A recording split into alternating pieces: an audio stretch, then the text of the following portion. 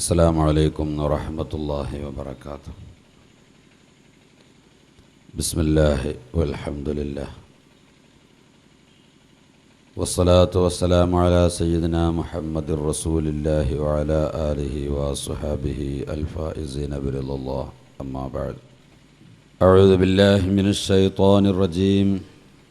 بسم الله الرحمن الرحيم. ألا إن أولياء الله لا خوف عليهم ولا هم يحزنون الذين آمنوا وكانوا يتقون. قال الله عز وجل: رب أشعث أغبر مدفوع بالأبواب لو أقسم على الله لأبره أو كما قال رسول الله.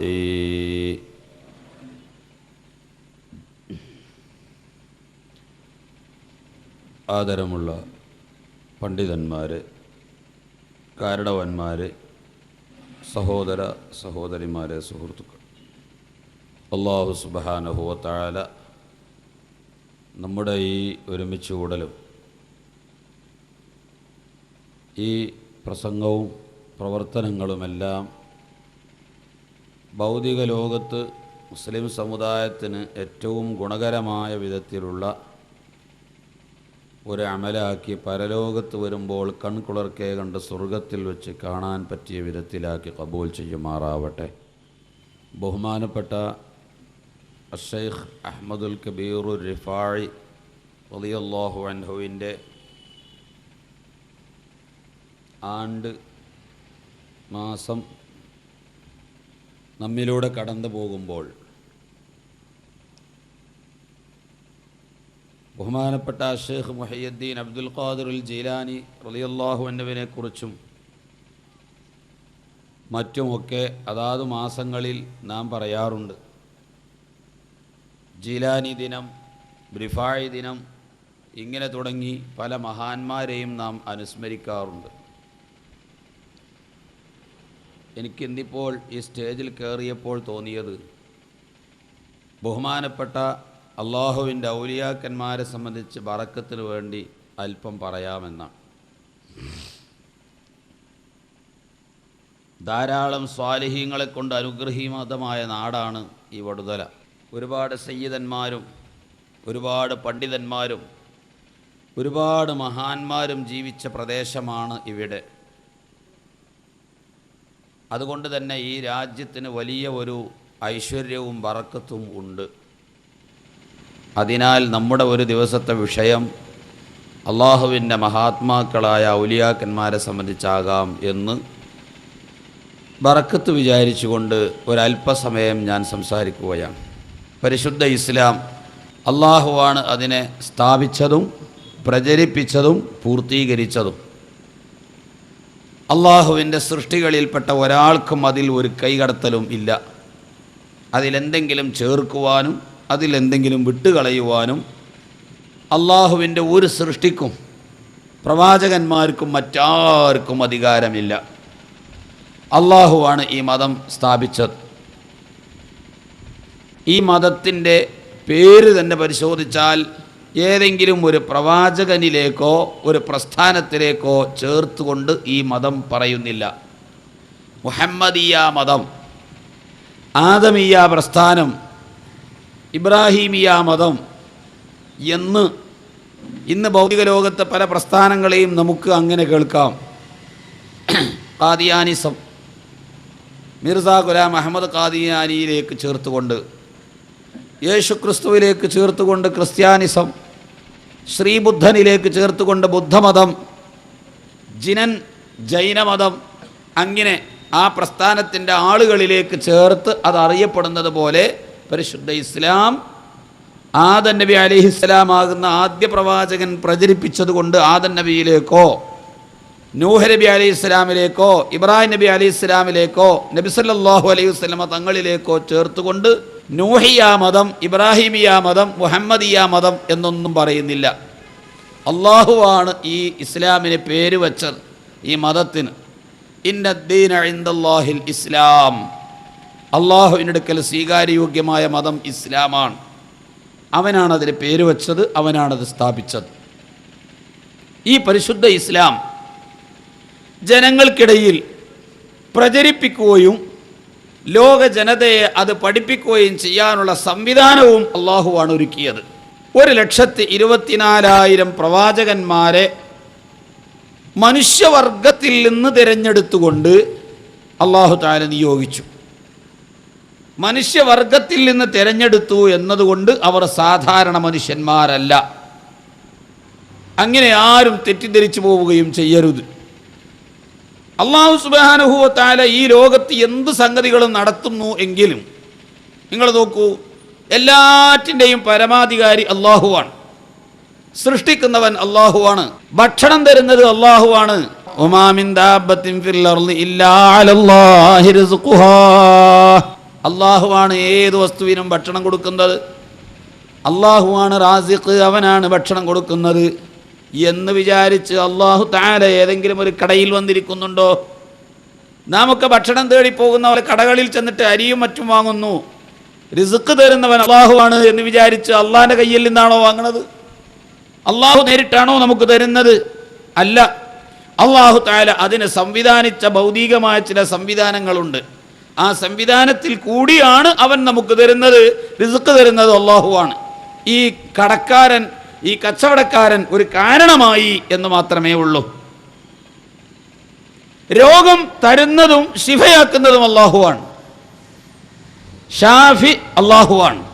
അദ്ഹിബിൽ ബഅസ റബ്ബന്നാസ് വശ്ഫി അൻത ഷാഫി ലാ ശിഫാഅ ഇല്ലാ ശിഫാഉക്. അള്ളാഹുവേ, നീയാണ് രോഗം ശിഫയാക്കുന്നവൻ, നീയല്ലാതെ ആരും രോഗം ശിഫയാക്കുന്നവർ ഇല്ല. പക്ഷേ നാം പോകുന്നത് ഡോക്ടറുടെ അടുക്കലാണ്. രോഗം വന്നാൽ ഡോക്ടറെ സമീപിക്കുന്നു, ഈ രോഗം സുഖമാക്കി തരണമേ എന്ന് ആവശ്യപ്പെടുന്നു. ശിഫയാക്കുന്നവൻ അള്ളാഹുവാണ്, മരിപ്പിക്കുന്നവൻ അള്ളാഹുവാണ്. പക്ഷേ അള്ളാഹു നേരിട്ടല്ല, ഒരു മലക്ക് മുഖേനയാണ്. ഹത്താ ഇദാ ജാഅ അഹദഹുമുൽ മൗതു ഖാല റബ്ബിർജിഊൻ. മരണത്തിൻ്റെ മലക്ക് വന്നാൽ, മലക്കുൽ മൗത്ത്, മരിപ്പിക്കുന്ന മലക്ക് അസ്രായീൽ അലൈഹിസ്സലാം, അസ്രായീൽ മുഖേനയാണ് നമ്മുടെ മരണം നടക്കുന്നത്.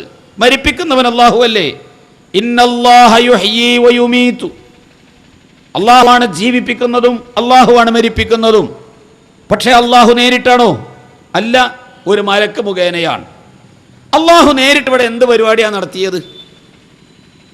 ഈ ലോകത്തിൻ്റെ പരമാധികാരിയായ റബ്ബ്, എല്ലാറ്റിൻ്റെയും നിയന്താവായ അള്ളാഹു, സർവവും നിയന്ത്രിക്കുകയും പരിപാലിക്കുകയും ചെയ്യുന്ന അള്ളാഹു നേരിട്ട് എന്തൊരു കാര്യമാണ് ഇവിടെ നടത്തിയത്? ഒരു കാര്യവും നടത്തുന്നില്ല. എല്ലാം ഓരോ വകുപ്പ് അള്ളാഹു തആല തിരഞ്ഞെടുത്തുകൊണ്ട് അവയെ ഏൽപ്പിച്ചുകൊണ്ട് അവകളാണ് ആ കാര്യം നടത്തുന്നത്. അതുപോലെ തന്നെ അള്ളാഹു തആല അവൻ്റെ പരിശുദ്ധ ഇസ്ലാമിനെ ജനങ്ങൾക്ക് പഠിപ്പിക്കാൻ വേണ്ടിയും അള്ളാഹു ഒരു സംവിധാനമുണ്ടാക്കി. അള്ളാഹു ഉണ്ടാക്കിയ സംവിധാനം എന്താണ്? അമ്പിയാക്കന്മാരെന്ന ഒരു പ്രത്യേക വിഭാഗത്തെ മനുഷ്യവർഗത്തിൽ നിന്ന് തിരഞ്ഞെടുത്തുകൊണ്ട് അള്ളാഹു തആല നിയോഗിച്ചു. ആ മനുഷ്യവർഗത്തിൽ നിന്ന് പ്രത്യേകം തിരഞ്ഞെടുത്ത ആ വിഭാഗമാണ് ജനങ്ങൾക്ക് അള്ളാഹുവിൻ്റെ ദീൻ പഠിപ്പിക്കുന്നത്. അള്ളാഹു തആലക്ക് നേരിട്ട് പഠിപ്പിക്കാൻ കഴിയില്ലേ? അള്ളാഹു സുബ്ഹാനഹു വ തആലക്ക് നേരിട്ട് കഴിയും. പക്ഷേ മഴ പെയ്യിപ്പിക്കുന്നവൻ ഒരു മലക്കാണ്, ജീവിപ്പിക്കുന്നവർ മലക്കാണ്, മരിപ്പിക്കുന്നവർ മലക്കാണ്, ഭക്ഷണം തരുന്നത് വേറെ സൃഷ്ടികളാണ്. ഇതെല്ലാം അള്ളാഹു ഓരോരുത്തരെ ഏൽപ്പിച്ച പോലെ പരിശുദ്ധ ഇസ്ലാം പ്രചരിപ്പിക്കുവാനും അള്ളാഹു വേറെ ഓരോരുത്തരെ ഏൽപ്പിച്ചു. അള്ളാഹു തആലക്ക് ഗ്രന്ഥങ്ങളെ ഓരോ നാട്ടിലേക്കും ആവശ്യമായ ഭാഷയിൽ പ്രിന്റ് ചെയ്ത് സംവിധാനിച്ച് ഓരോരുത്തൻ്റെ വീടുകളിൽ എത്തിക്കാൻ അള്ളാഹുവിന് കഴിയും. പക്ഷേ അള്ളാഹു ആ സംവിധാനമല്ല തിരഞ്ഞെടുത്തത്. അള്ളാഹു തിരഞ്ഞെടുത്ത സംവിധാനം എന്താണ്? പ്രവാചകന്മാരെ ഏൽപ്പിച്ചുകൊണ്ട് ആ പ്രവാചകന്മാർ ജനങ്ങൾക്ക് അത് പഠിപ്പിച്ചു കൊടുക്കുക എന്നതാണ്. പ്രവാചകന്മാരാരാണ്? മലക്കുകളുടെ കൂട്ടത്തിൽ നിന്നാണോ അള്ളാഹു തിരഞ്ഞെടുത്തത്? അല്ല, മനുഷ്യവർഗത്തിൽ നിന്നാണ് അള്ളാഹു തിരഞ്ഞെടുത്തത്. അതെന്താ മനുഷ്യവർഗത്തിൽ നിന്ന് തിരഞ്ഞെടുത്തത്? നമ്മുടെ മനുഷ്യന്മാരായ നമ്മുടെ കൂട്ടത്തിൽ നിന്നാണ് അള്ളാഹുവിൻ്റെ ദീൻ പഠിപ്പിക്കാൻ അവൻ തിരഞ്ഞെടുത്ത നബിമാരെ നിയോഗിച്ചത്. ഇത് അള്ളാഹു ചെയ്ത ഒരു അനുഗ്രഹമാണ്.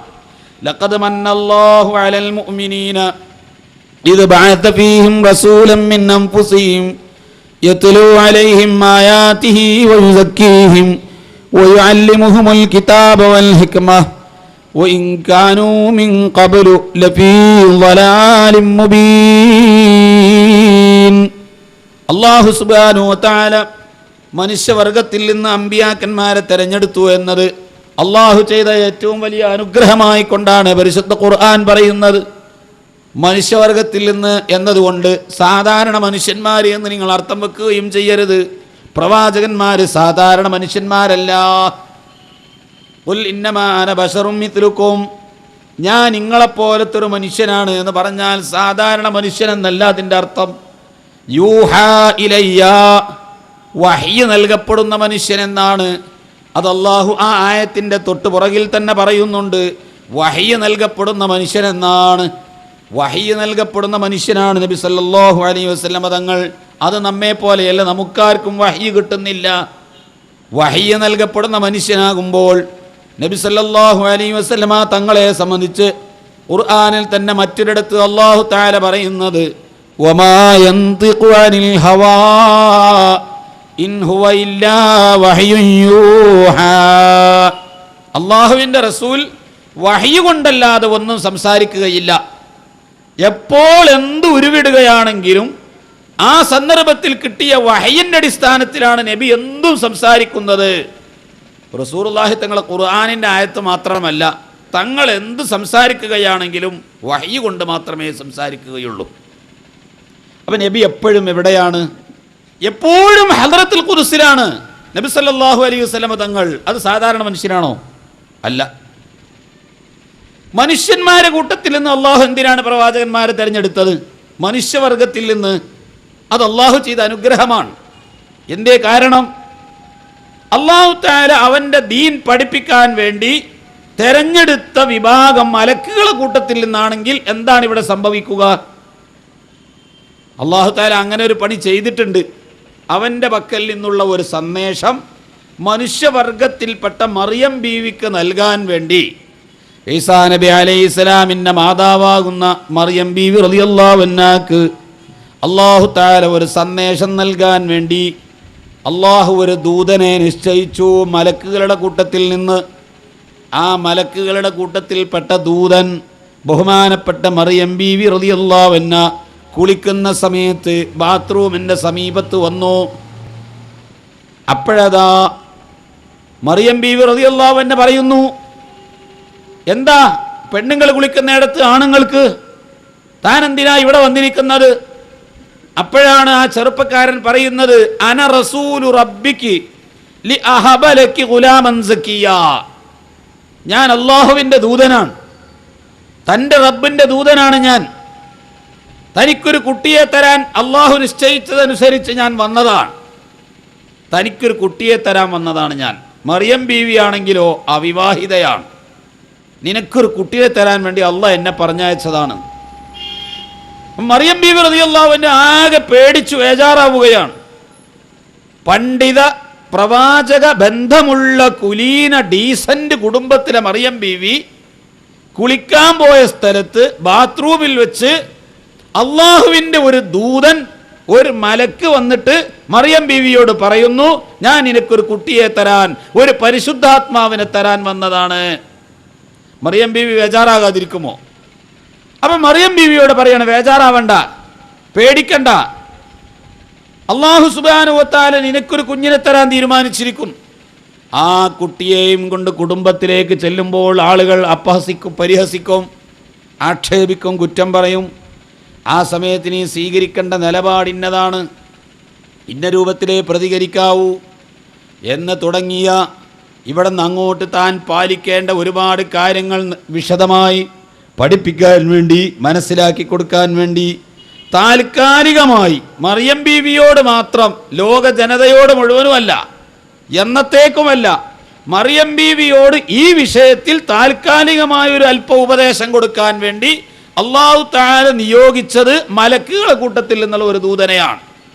അള്ളാഹുവിൽ നിന്നുള്ളൊരു സന്ദേശം മനുഷ്യവർഗത്തിൽപ്പെട്ട മറിയം ബീവിക്ക് അള്ളാഹു നൽകാൻ വേണ്ടി നിയോഗിച്ചത് മലക്കുകളെ കൂട്ടത്തിൽപ്പെട്ട ഒരു മലക്കിനെയാണ്.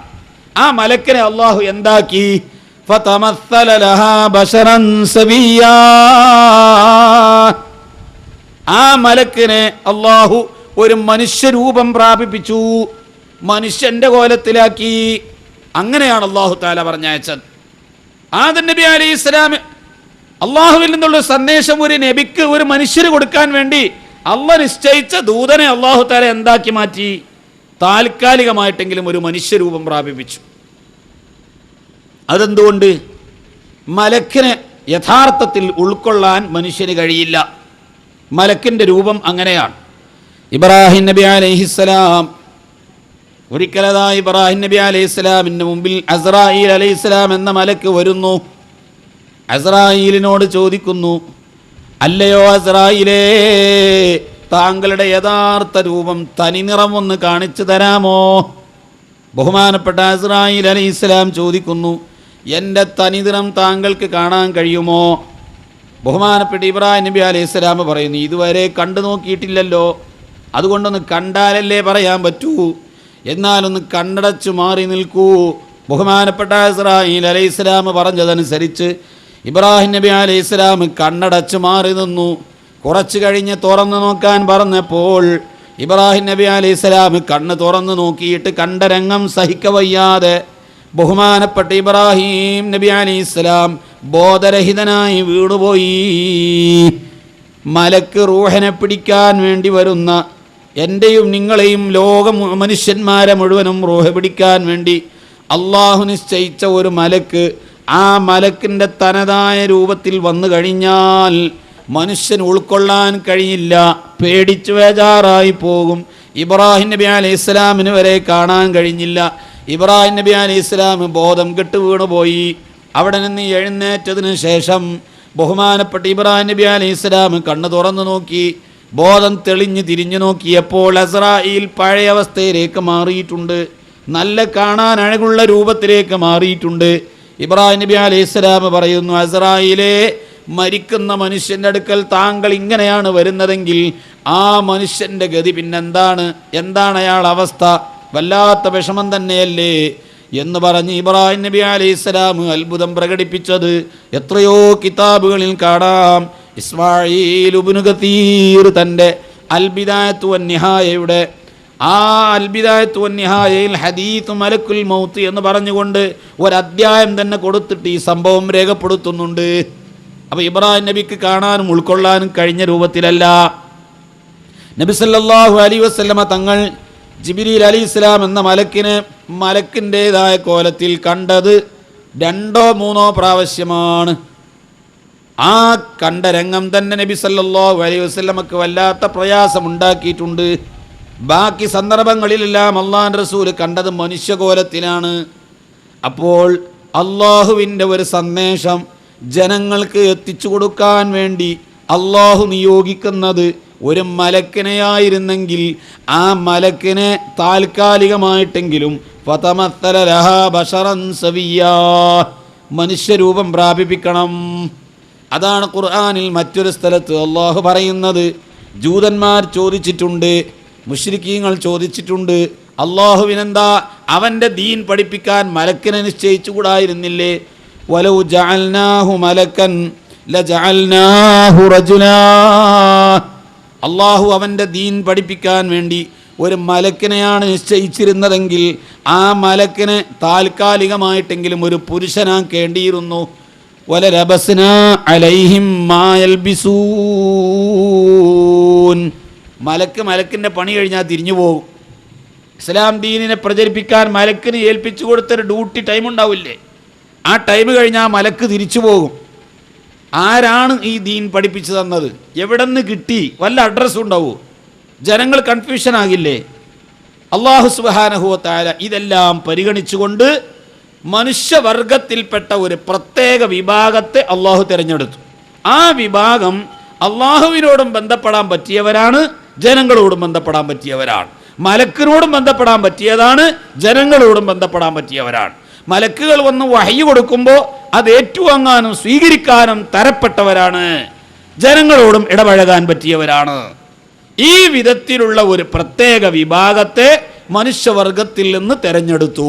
അത് മനുഷ്യന്മാരെ കൂട്ടത്തിൽ നിന്നായിപ്പോയി എന്ന് മാത്രം. ഇത് അള്ളാഹു നമ്മോട് ചെയ്തൊരു കരുണയാണ്. അതുകൊണ്ട് പ്രവാചകന്മാർ സാധാരണ മനുഷ്യന്മാരാണ് എന്നൊരിക്കലും നിങ്ങൾ ധരിക്കുകയും ചെയ്യരുത്. ഒല്ലിന്നമാ അന ബശറും മിത്ലുക്കും എന്നത് ദുർവ്യാഖ്യാനം ചെയ്യപ്പെടാറുണ്ട്. ഞാൻ നിങ്ങളെപ്പോലത്തെ ഒരു മനുഷ്യൻ മാത്രമാണ് എന്ന് പറഞ്ഞാൽ അതിൻ്റെ അർത്ഥം സാധാരണ മനുഷ്യൻ എന്നല്ല, അസാധാരണ മനുഷ്യൻ എന്നാണ്. അങ്ങനെ നബി സല്ലല്ലാഹു അലൈഹി വസല്ലം തങ്ങൾ പറയേണ്ടി വന്നത് എന്തുകൊണ്ടാണ്? പറയേണ്ടി വന്നത് മുമ്പ് യൂസുഫ് നബി അലൈഹിസ്സലാമിനെ കണ്ടല്ലോ. യൂസുഫ് നബി അലൈഹിസ്സലാമിൻ്റെ പിന്നാലെ സലീഹ പിന്തുടർന്നു. സലീഹ യൂസുഫ് നബി അലൈഹിസ്സലാമിനെ വേണ്ടാത്തരത്തിലേക്ക് ക്ഷണിച്ചപ്പോൾ നബൂവത്തിന്റെ മുമ്പ് തന്നെ അള്ളാഹുവിൻ്റെ കാവൽ സിദ്ധിച്ച യൂസുഫ് നബി അലൈഹിസ്സലാം അതിൽ നിന്ന് രക്ഷപ്പെടുകയാണ്, ഓടി രക്ഷപ്പെടുകയാണ്. ആ തമ്മാടിത്തരത്തിന് യൂസുഫ് നബി അലൈഹിസ്സലാമിനെ കിട്ടിയില്ല. ഇത് നാട്ടിലെ മുഴുവനും വലിയ കോളിളക്കം സൃഷ്ടിച്ചു. കോളിളക്കം സൃഷ്ടിച്ചപ്പോൾ സലീഹക്ക് ഈ അപമാനത്തിൽ നിന്ന് രക്ഷപ്പെടണം, ജനങ്ങളെ മുമ്പിൽ ഉണ്ടായിത്തീർന്ന ഈ അപമാനത്തിൽ നിന്ന് രക്ഷപ്പെടണം. അതിനെ മിസ്റിലെ പെണ്ണുങ്ങളെ മുഴുവനും സലീഹ കൊട്ടാരത്തിലേക്ക് വിളിച്ചു വരുത്തിയിട്ടൊരു സദ്യ കൊടുത്തു. സദ്യ എല്ലാം ഒരുക്കി പഴം കയ്യിൽ വെച്ച് കൊടുത്തു. അതിൻ്റെ മീതെ മൂർച്ചയേറിയ ഒരു കത്തിയും. എന്നിട്ട് സലീഹയാകുന്ന രാജ്ഞി നിർദ്ദേശം കൊടുക്കുകയാണ്, കൊട്ടാര നിർദ്ദേശമാണ് പെണ്ണുങ്ങളോട്, ഞാൻ പറയുമ്പോഴേ ഈ പഴം മുറിക്കാൻ പാടുള്ളൂ, അതിനു മുമ്പ് നിങ്ങൾ ഈ പഴം മുറിക്കരുത്. യൂസുഫ് അലൈഹിസ്സലാമിനെ സജ്ജമാക്കി നിർത്തി കർട്ടൻ്റെ പുറകിൽ യൂസുഫ് നബി അലൈഹിസ്സലാമിനോട് പറഞ്ഞു, അന്ന് യൂസുഫ് നബി ആയിട്ടില്ല, യൂസുഫ് നബി അലൈഹിസ്സലാമിനോട് പറഞ്ഞു, യൂസുഫേ, ഞാൻ പറയുമ്പോൾ നീ എനിക്ക് വേണ്ടി ഒരു ഉപകാരം ചെയ്യണം. എന്ത്? ഈ ജനങ്ങൾക്കിടയിൽ കൂടി ഇറങ്ങിയിട്ട് ഒന്ന് അപ്പുറത്തേക്ക് പോകണം. ഇക്കാണുന്ന പെണ്ണുങ്ങൾക്കിടയിലൂടെ ഇറങ്ങി അപ്പുറത്തേക്ക് നീ അങ്ങ് പോകണം, ഞാൻ പറയുമ്പോൾ ചെയ്യണം. യൂസുഫ് നബി അലൈഹിസ്സലാം സജ്ജമാണ്. അതാ ഈ പെണ്ണുങ്ങളെ കയ്യിൽ പഴം കൊടുത്ത് കത്തിയൊക്കെ റെഡിയാക്കി വെച്ച് ഞാൻ പറയുമ്പോഴേ മുറിക്കാവൂ എന്ന് പറഞ്ഞിരിക്കുമ്പോൾ ബഹുമാനപ്പെട്ട യൂസുഫ് നബി അലൈഹി സ്വലാമിനോട് പറഞ്ഞു, യൂസുഫേ പോ, ഈ ആളുകൾക്കിടയിലൂടെ നീ അങ്ങോട്ട് അപ്പുറത്തേക്ക് കടന്നു പോ. യൂസുഫ് നബി അലൈഹി സ്വലാം പോയപ്പോൾ പെണ്ണുങ്ങളോട് പറഞ്ഞു, ഇനി എല്ലാവരും പഴം മുറിച്ചോളൂ. യൂസുഫ് നബി അലൈഹി സ്വലാം ഇറങ്ങിപ്പോകുന്നു. പെണ്ണുങ്ങൾ യൂസുഫ് നബിയെ നോക്കുന്നു, ഓർഡർ അനുസരിച്ച് പഴം മുറിക്കുന്നു. ഖുർആൻ പറയുന്നു, അവരുടെ കൈവിരൽ മുഴുവനും മുറിച്ചു കളഞ്ഞു. ഈ പെണ്ണുങ്ങൾ പഴം മുറിച്ച് അവസാനം കൈവിരലുകളും മുറിച്ചു കളഞ്ഞു. എഴുന്നേൽക്കാൻ പറഞ്ഞപ്പോൾ കസേരയിലിരുന്ന ബെഞ്ചിലിരുന്ന ഒരു പെണ്ണിനും എഴുന്നേൽക്കാൻ കഴിയുന്നില്ല. അവർക്ക് എന്തോ സ്ഖലനം സംഭവിച്ചു പോയിരിക്കുന്നു. ഈ യൂസുഫ് നബി അലൈഹി ഇസ്ലാമിന്റെ അഴക് കണ്ട പെണ്ണുങ്ങൾ എന്തു പറഞ്ഞു? മാ ഹാദാ ബശറൻ ഇൻ ഹാദാ ഇല്ലാ മലക്കുൻ കരീം. മനുഷ്യനാണോ ഈ പോയത്? ഇതൊരു മലക്കല്ലേ? തീർച്ചയായും അതൊരു മലക്കാണ്, മനുഷ്യനല്ല. മനുഷ്യന്മാർക്കുണ്ടോ ഇത്ര അഴക് എന്ന് യൂസുഫ് നബി അലൈഹിസ്സലാമിനെ കുറിച്ച് അന്ന് മിസ്റിലെ പെണ്ണുങ്ങൾ പറഞ്ഞു. ഈ പെണ്ണുങ്ങൾ യൂസുഫ് നബിയെ കണ്ടിട്ട് മനുഷ്യനല്ല, മലക്കാണ്, തീർച്ചയായും ഇതൊരു മലക്കാണ്. ഇൻ ഹാദാ ഇല്ലാ മലക്കുൻ കരീം, ഇത് മലക്ക് തന്നെ എന്ന് ആ പെണ്ണുങ്ങൾ തറപ്പിച്ചുറപ്പിച്ചു പറയുകയാണ്.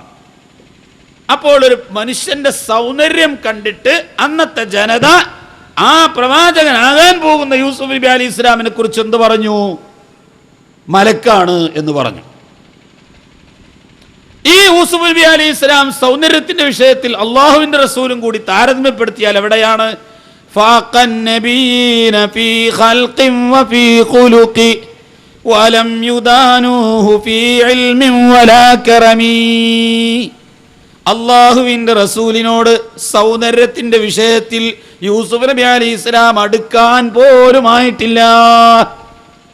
യൂസുഫ് നബി അലൈഹി ഇസ്ലാമിന്റെ സൗന്ദര്യവും റസൂലുള്ളാഹിന്റെ സൗന്ദര്യവും കൂടി നോക്കിയാൽ യൂസുഫ് നബി അലൈഹി ഇസ്ലാം റസൂലുള്ളാഹിന്റെ അടുക്കലേക്ക് അടുക്കാൻ പോലുമായിട്ടില്ല.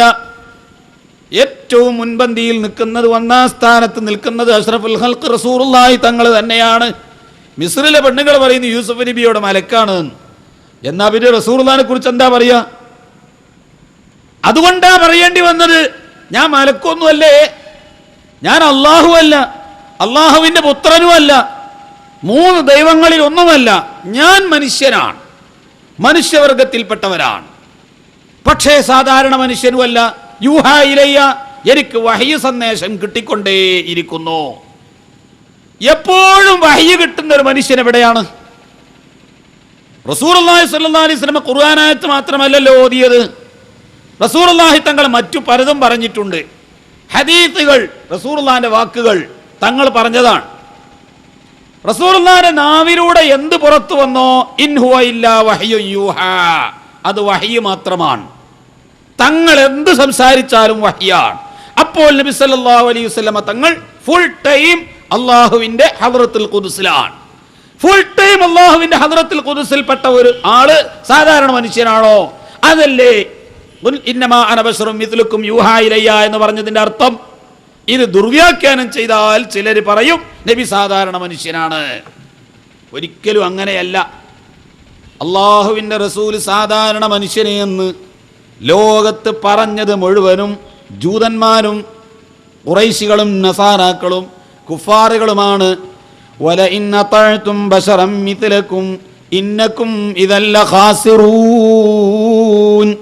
മക്കാ മുശ്രിക്കുകൾ പറയുകയാണ്, വല ഇന്ന തഅതും ബശറം മിത്ലകും, നിങ്ങളെപ്പോലത്തെ ഒരു സാധാരണ മനുഷ്യനെന്ന് നബി സല്ലല്ലാഹു അലൈഹി വസല്ലമ തങ്ങളെക്കുറിച്ച് മക്കാ മുശ്രിക്കുകൾ പറഞ്ഞിരുന്നു എന്ന് ആക്ഷേപമായി പറഞ്ഞിരുന്നു. പരിശുദ്ധ ഖുർആൻ നമുക്ക് പഠിപ്പിച്ചു തരുന്നു. മക്കാ മുശ്രിക്ക് റസൂലുള്ളാഹിനെ പറ്റി പറഞ്ഞതെന്താണ്? വല ഇന്ന തഅതും ബശറം മിത്ലകും ഇന്നകും ഇദല്ല ഖാസിറൂൻ. അത് മുൻകാല പ്രവാചകന്മാരെ സംബന്ധിച്ച് പറഞ്ഞിട്ടുണ്ട്. യാസീനിൽ കാണാലോ, ഇല്ലാ ബശറും മിഥ്ലുനാ വമാ അൻസലർ റഹ്മാനു മിൻ ഷൈഇൻ ഇൻ അൻതും ഇല്ലാ തക്ദിബൂൻ. സാധാരണ മനുഷ്യൻ, നമ്മളെപ്പോലത്തെ ഒരു മനുഷ്യൻ. എന്നാൽ പരിശുദ്ധ ഇസ്ലാം പറയുന്നത് അള്ളാഹുവിൻ്റെ ദീൻ അള്ളാഹു തആല ജനങ്ങൾക്ക് എത്തിച്ചു കൊടുക്കാൻ വേണ്ടി തെരഞ്ഞെടുത്ത് അള്ളാഹു സംവിധാനിച്ചത് അമ്പിയാക്കൾ മുഖേന ജനങ്ങൾക്ക് പഠിപ്പിക്കുക എന്നതാണ്. അതിനുവേണ്ടി അള്ളാഹു തആല തെരഞ്ഞെടുത്ത മനുഷ്യവർഗത്തിലെ അത്യുത്തമന്മാരായ പ്രത്യേക വിഭാഗക്കാരാണ് അമ്പിയാക്കന്മാർ. അവർ സാധാരണ നമ്മളെപ്പോലെയുള്ള മനുഷ്യന്മാരല്ല, അസാധാരണമായ വ്യക്തിത്വത്തിന്റെ ഉടമകളാണ്. ഇനി മറ്റൊന്നുകൂടി നിങ്ങൾ ചിന്തിക്കണം. നാം വിശ്വസിക്കുന്നു അമ്പിയാക്കൾ അസാധാരണ മനുഷ്യരാണ്. നബി സല്ലല്ലാഹു അലൈഹി വസല്ലമ തങ്ങൾ അസാധാരണ മനുഷ്യരാണ്. നബി സാധാരണ മനുഷ്യനല്ല. വേറെ ഒരു വിഭാഗം ആളുകൾ വിശ്വസിക്കുന്നു നബി സാധാരണ മനുഷ്യനാണ്. ലോകത്ത് റസൂലുള്ളാഹിനെ പറ്റി എത്ര അഭിപ്രായമുണ്ട്? 2 അഭിപ്രായമാണ്. ഒന്ന് നബി സാധാരണ മനുഷ്യൻ, മറ്റൊന്ന് നബി അസാധാരണ മനുഷ്യൻ. നബി സല്ലല്ലാഹു അലൈഹി വസല്ലം തങ്ങൾ അസാധാരണ മനുഷ്യനാണ് എന്ന് വിശ്വസിക്കുന്നവരാണ് നാം. നബി സാധാരണ മനുഷ്യനാണ് എന്ന് വിശ്വസിക്കുന്നവരാണ് സൽമാൻ റഷ്ദിയെ പോലെയുള്ള, തസ്ലീമ നസ്രീനെ പോലെയുള്ള അവരുടെ അനുയായികൾ. ലേഖനം എഴുതുന്നു, അതിൻ്റെ പേരിൽ പുസ്തകങ്ങൾ എഴുതുന്നു. ഇന്ത്യ രാജ്യത്തും അവർ വരുമ്പോഴേക്ക് മുസ്ലിമീങ്ങളും ലോകത്തുള്ള സർവ്വരാഷ്ട്രങ്ങളും അവർക്കെതിരിൽ തിരിയുന്നു. ഭയവിഹ്വലരായി കഴിഞ്ഞുകൂടേണ്ടി വരുന്നു. റസൂലുള്ളാഹിനെ വളരെ ഇടിച്ചു താഴ്ത്തിക്കൊണ്ട് പലതും ലേഖനം എഴുതുന്നു. നമുക്കെല്ലാവർക്കും അറിയാലോ സൽമാൻ റഷ്ദിയെയും തസ്ലീമ നസ്രീനെയും. അവർക്ക് റസൂലുള്ളാഹിനെ കുറിച്ച് ധാരാളം താഴ്ത്തിക്കെട്ടി എഴുതിയവരാണ്. അവരുടെ വാദം നബി സാധാരണ മനുഷ്യനാണ് എന്നാണ്. നമ്മുടെ വാദം നബി അസാധാരണ മനുഷ്യനെന്നാണ്. ഞാൻ ചോദിക്കട്ടെ, നബി സല്ലല്ലാഹു അലൈഹി വസല്ലമ തങ്ങൾ അസാധാരണ മനുഷ്യനായത് എന്തുകൊണ്ടാണ്? റസൂലുള്ളാഹി തങ്ങളുടെ കണ്ണ് സ്വർണമായിരുന്നു, നബിയുടെ മൂക്ക് വെള്ളിയായിരുന്നു, നബിയുടെ കാത് പിത്തളയായിരുന്നു, അള്ളാഹുവിൻ്റെ ശരീരം പഞ്ചലോഹമായിരുന്നു. അതുകൊണ്ടാണ് നബി അസാധാരണ മനുഷ്യനായത് എന്ന് നാം ആരെങ്കിലും വിശ്വസിക്കുന്നുണ്ടോ? നാം അങ്ങനെ വിശ്വസിക്കുന്നു എന്ന് നമ്മെക്കുറിച്ച് ആരെങ്കിലും ആരോപിക്കുന്നുണ്ടോ? തസ്ലീമ നസ്രീനോ സൽമാൻ റഷ്ദിയോ നമ്മെക്കുറിച്ച് നബി അസാധാരണ മനുഷ്യരെന്ന് ഇവന്മാർ വിശ്വസിക്കാൻ കാരണം നബിയുടെ ശരീരം പഞ്ചലോഹമാണ്, അതുകൊണ്ടാണ് അത്രേ നബി അസാധാരണ മനുഷ്യരെന്ന് ഇവർ വിശ്വസിക്കുന്നത് എന്ന് സൽമാൻ റഷ്ദി നമ്മളെക്കുറിച്ച് ആരോപിക്കുന്നുണ്ടോ? അപ്പം നാം വിശ്വസിക്കുന്നു നബി അസാധാരണ മനുഷ്യനാണ്. എന്താണ് നബി അസാധാരണ മനുഷ്യരാകാൻ കാരണം? നബിയുടെ ശരീരം പഞ്ചലോഹമായത് കൊണ്ടാണോ? അങ്ങനെ നാം വിശ്വസിക്കുന്നില്ല. നാം വിശ്വസിക്കുന്നുണ്ട് എന്ന് കക്ഷികൾ നമ്മെ സംബന്ധിച്ച് പറയുന്നുമില്ല. പിന്നെന്താണ് നബി അസാധാരണ മനുഷ്യരാകാൻ കാരണം? അത് റസൂലുള്ളാഹി തങ്ങളുടെ കണ്ണ് അസാധാരണമായ കണ്ണാണ്. എന്തുകൊണ്ട്? ആ കണ്ണിനൊരു പ്രത്യേക വ്യക്തിത്വമുണ്ട്. നബിയുടെ നാവ് ഒരു പ്രത്യേക നാവാണ്. ആ നാവിനൊരു പ്രത്യേക വ്യക്തിത്വമുണ്ട്. അള്ളാഹുവിൻ്റെ റസൂലിൻ്റെ കാത്, അതിനൊരു പ്രത്യേക വ്യക്തിത്വമുണ്ട്. നബിയുടെ ശരീരം, അതിനൊരു പ്രത്യേക വ്യക്തിത്വമുണ്ട്. അങ്ങനെ നബിയുടെ സർവസ്വത്തിനും പ്രത്യേകമായൊരു വ്യക്തിത്വമുണ്ട്. ആ വ്യക്തിത്വത്തിൻ്റെ പേരിലാണ് നബി അസാധാരണ മനുഷ്യനെന്ന് ഞാനും നിങ്ങളും വിശ്വസിക്കുന്നത്. അപ്പോൾ നബി സാധാരണ മനുഷ്യനെന്ന് പറയുന്നവർ, അസാധാരണ മനുഷ്യരെന്ന് വിശ്വസിച്ചു കൂടാ എന്ന് പറയുന്നവർ റസൂലുള്ളാഹിന്റെ വ്യക്തിത്വം അംഗീകരിക്കാത്തവരാണ്.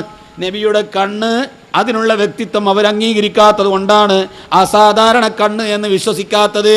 നബി അസാധാരണ മനുഷ്യനാണെന്ന് പറയാത്തത്. നബിയുടെ ശരീരത്തിലെ മുഴുവനും, അവിടുത്തെ ജീവിതം മുഴുവനും നബി തങ്ങൾക്കൊരു പ്രത്യേക വ്യക്തിത്വം ഉള്ളത് കൊണ്ടാണ് നബി അസാധാരണ മനുഷ്യനെന്ന് നാം വിശ്വസിക്കുന്നതെങ്കിൽ, നബി സാധാരണ മനുഷ്യരെന്ന് വിശ്വസിക്കുന്നവർ റസൂലുള്ളാഹിന്റെ വ്യക്തിത്വം അംഗീകരിക്കാത്തവരാണ്, റസൂലുള്ളാഹിന്റെ വ്യക്തിത്വത്തെ നിഷേധിക്കുന്നവരാണ്. അവരെത്ര തരം താഴ്ന്നവരാണ്! ഇസ്ലാമിൻ്റെ കഠിന ശത്രുക്കളല്ലേ? അതുകൊണ്ടല്ലേ ലോകത്ത് സൽമാൻ റുഷ്ദിക്കും തസ്ലീമാ നസ്രീനും ലോകത്ത് ഈമാനുള്ള മുഴുവൻ ആളുകളും വിരോധം പ്രകടിപ്പിക്കുന്നത്? നിങ്ങൾ ബുദ്ധിയുള്ളവർ ചിന്തിച്ചു നോക്കുക. നബി ഒരു സാധാരണ മനുഷ്യരെന്ന് ഇവന്മാര് പറഞ്ഞാൽ അതെവിടെ ചെന്നാണ് എത്തുന്നത്? അതുകൊണ്ട് തന്നെ ലോക മുഅ്മിനീങ്ങൾ മുഴുവനും അവന്മാർക്കെതിരിൽ തിരിയുന്നത്. അവരോട് ആശയത്തിൽ ഐക്യദാർഢ്യം ആർക്കുണ്ടോ അവരൊക്കെയും, അവരെല്ലാം അങ്ങനെ തന്നെ. അതാരായാലും ശരി, ലോകം വെറുതെയാണോ അവർക്കെതിരിൽ തിരിഞ്ഞത്? നബി ഒരു സാധാരണ മനുഷ്യൻ എന്ന് പറഞ്ഞാൽ നബിൻ്റെ ആ വ്യക്തിത്വം അംഗീകരിച്ചുകൂടാ. ഇരിക്കട്ടെ, ഞാൻ പറഞ്ഞു വന്നതിൻ്റെ ആമുഖം അള്ളാഹുവിൻ്റെതാണ് പരിശുദ്ധ ഇസ്ലാം. ആ ഇസ്ലാം ജനങ്ങൾക്ക് എത്തിച്ചു കൊടുക്കാൻ വേണ്ടി അള്ളാഹു സംവിധാനിച്ചത് മനുഷ്യവർഗത്തിൽപ്പെട്ടൊരു പ്രത്യേക വിഭാഗത്തെ തെരഞ്ഞെടുത്തുകൊണ്ട് അവർ മുഖേന ജനങ്ങൾക്ക് പഠിപ്പിക്കുക എന്നതാണ്. ആ വിഭാഗം പരിശുദ്ധ ഇസ്ലാമിനെ എങ്ങനെയാണ് ഇവിടെ പ്രബോധനം ചെയ്തത്? ജനങ്ങൾക്കിടയിലേക്ക് ഇറങ്ങിച്ചെന്നുകൊണ്ട് അവരെങ്ങനെയാണ് പ്രബോധനം നടത്തിയത്? അള്ളാഹുവിൻ്റെ പരിശുദ്ധ ഇസ്ലാം ജനങ്ങൾക്കിടയിൽ ചെന്ന് അവർ വിളംബരം ചെയ്തു, അവർ പ്രചരിപ്പിച്ചു. ശത്രുക്കൾ അംഗീകരിച്ചില്ല. പലരും ആദ്യഘട്ടത്തിൽ അംഗീകരിച്ചില്ല. ചില ചുരുക്കം ആളുകൾ ഒറ്റയടിക്ക് തന്നെ അംഗീകരിച്ചു. അംഗീകരിക്കാത്തവർ പിന്നീട് തെളിവ് കിട്ടിയപ്പോൾ അംഗീകരിച്ചു. പിൽക്കാലത്ത് വലിയ വിജയം കൈവരിക്കാൻ അവർക്ക് സാധിക്കുകയും ചെയ്തു. ശത്രുക്കളുടെ ഭാഗത്ത് നിന്ന് ആക്രമണങ്ങൾ ഉണ്ടായപ്പോൾ, എതിർപ്പുകൾ വന്നപ്പോൾ, വളരെ ശ്രദ്ധിക്കണേ, ദീർഘിച്ച് ഞാൻ സംസാരിക്കില്ല, പെട്ടെന്ന് ഞാൻ അനാരോഗ്യം പരിഗണിക്കാതെ പറഞ്ഞു നിർത്തുകയാണ്. അതുകൊണ്ട് നിങ്ങൾ എൻ്റെ കൂടെ അല്പസമയം നിങ്ങൾ സഞ്ചരിക്കണമെന്ന് വിനീതമായി ഞാൻ അഭ്യർത്ഥിക്കുകയാണ്. അള്ളാഹുവിൻ്റെ ദീൻ പ്രവാചകന്മാർ ജനങ്ങളുടെ മുമ്പിൽ എത്തിച്ചു കൊടുക്കുമ്പോൾ അള്ളാഹുവിൻ്റെ ഭാഗത്ത് നിന്നുള്ള ചില പ്രത്യേകമായ അമാനുഷിക സിദ്ധികൾ, സാധാരണ മനുഷ്യന്മാർക്ക് ചെയ്യാൻ കഴിയാത്ത അമാനുഷിക സിദ്ധികൾ അവർ മുഖേന അള്ളാഹു തആല വെളിപ്പെടുത്തി. മുഅ്ജിസത്ത് എന്ന് അതിന് പേര് പറയും. അംറുൻ ഖാരിഖുൻ ലിൽ ആദതി യുഹിറു അലാ യദി നബിയിഹി. അല്ലാഹു സുബ്ഹാനഹു വ തആല അമ്പിയാക്കൾ മുഖേന വെളിപ്പെടുത്തുന്ന അത്ഭുത സിദ്ധികളാണ് മുഅ്ജിസത്ത്. ആ മുഅ്ജിസത്തുകൾ കാണിച്ചു കൊടുത്തുകൊണ്ട് അല്ലാഹു തആല പരിശുദ്ധ ഇസ്ലാമിലേക്ക് ജനങ്ങളെ ക്ഷണിച്ചു. അപ്പോൾ മൂസാ നബി അലൈഹിസ്സലാം വന്നിട്ട് പറയാണ്, ഞാൻ അള്ളാഹുവിൻ്റെ നബിയാണ്, ലാ ഇലാഹ ഇല്ലല്ലാഹ്, മൂസാ റസൂലുള്ളാഹ്, ഇത് നിങ്ങൾ അംഗീകരിക്കണം. ഞാൻ അള്ളാഹുവിൻ്റെ നബിയാണ്, മൂസാ അള്ളാഹുവിൻ്റെ റസൂലാണ്, ഞാൻ നിങ്ങളെ പ്രബോധനം നടത്താൻ വേണ്ടി വന്നതാണ്, ഏകനായ അള്ളാഹുവിനെ കൊണ്ട് നിങ്ങൾ വിശ്വസിക്കണം എന്ന് പറഞ്ഞുകൊണ്ട് അവർക്കിടയിൽ തൗഹീദ് പ്രചരിപ്പിക്കുമ്പോൾ പല മർദ്ദനങ്ങളും അവരുടെ ഭാഗത്ത് നിന്ന് വന്നു. അംഗീകരിച്ചില്ല. പലരും ചോദിച്ചു, എന്താ തെളിവ്? ആ തെളിവ് പലപ്പോഴും മൂസാ നബി അലൈഹിസ്സലാം കാണിച്ചു കൊടുത്തു. അന്നത്തെ സാധാരണ ജനങ്ങൾക്ക് ചെയ്യാൻ കഴിയാത്ത അത്ഭുത സിദ്ധികൾ, അതാണ് മുഅ്ജിസത്തുകൾ. അത്ഭുത സിദ്ധികളാണ് മുഅ്ജിസത്തുകൾ. സാധാരണ മനുഷ്യന്മാർക്ക് അതാണ് അമാനുഷികം. സാധാരണ മനുഷ്യന്മാർക്ക് ചെയ്യാൻ കഴിയാത്ത അത്ഭുത സിദ്ധികൾ. അത് ഓരോ നബിമാരും അതാത് കാലഘട്ടങ്ങളിൽ ഉണ്ടായിരുന്ന അത്ഭുത സിദ്ധികളായി അറിയപ്പെട്ട എന്തുണ്ടോ അതിനെ ഓവർടേക്ക് ചെയ്യുന്ന വിധത്തിലുള്ള പ്രവർത്തികളായിരുന്നു അന്ന് ചെയ്തത്. മൂസാ നബി അലൈഹിസ്സലാം ഇവിടെ വന്നപ്പോൾ മെസ്മരിസത്തിന്റെ കാലഘട്ടമാണ്. മെസ്മരിസം, വടി പാമ്പാക്കുക, കയറ് പാമ്പാക്കുക എന്നിത്യാദി കാര്യങ്ങൾ. അപ്പൊ അതിനെ കവച്ചു വെക്കുന്ന ഒരു പണി ബഹുമാനപ്പെട്ട മൂസാ നബി അലൈഹി സ്വലാം ചെയ്തു. മൂസാ നബി അലൈഹി സ്വലാമിന്റെ കരയിൽ ചെറിയൊരു വടിയുണ്ട്. ആ വടി മൂസാ നബി അലൈഹി സ്വലാം അങ്ങിട്ട് കൊടുത്താൽ ഫഇദാ ഹിയ ഹയ്യത്തുൻ തസ്ആ, ഉഗ്രൻ പാമ്പായി മാറും.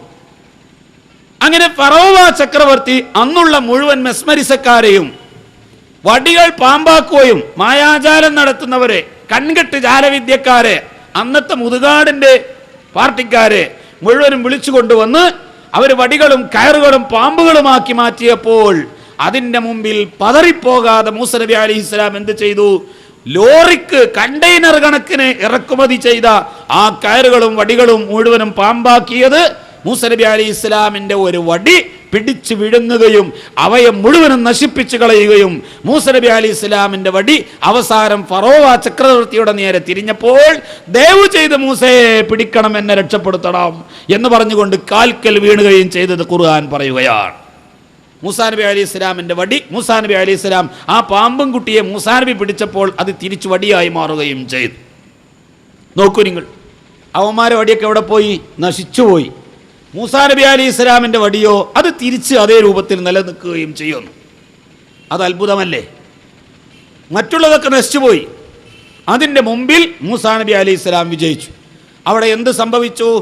ആമന്നാ ബിറബ്ബി മൂസാ വഹാറൂൻ ഫഉൽഖിയ അസ്സഹറതു സാജിദീൻ. ആ സാഹിര്യങ്ങൾ, ആ മെസ്മരിസക്കാരെ മുഴുവനും സുജൂദിൽ വീണു. മൂസാ നബി അലൈഹി ഇസ്ലാമിനെ കൊണ്ട് ആമന്നാ ബിറബ്ബി മൂസാ, മൂസ നബി അലൈഹി ഇസ്ലാമിന്റെ റബ്ബിനെ കൊണ്ട് ഞങ്ങൾ വിശ്വസിച്ചു എന്ന് ഈ മുഅ്ജിസത്ത് കാണിച്ചു കൊടുക്കുക വഴി ആ ജനങ്ങൾ ഇസ്ലാമിലേക്ക് കടന്നു വന്നു.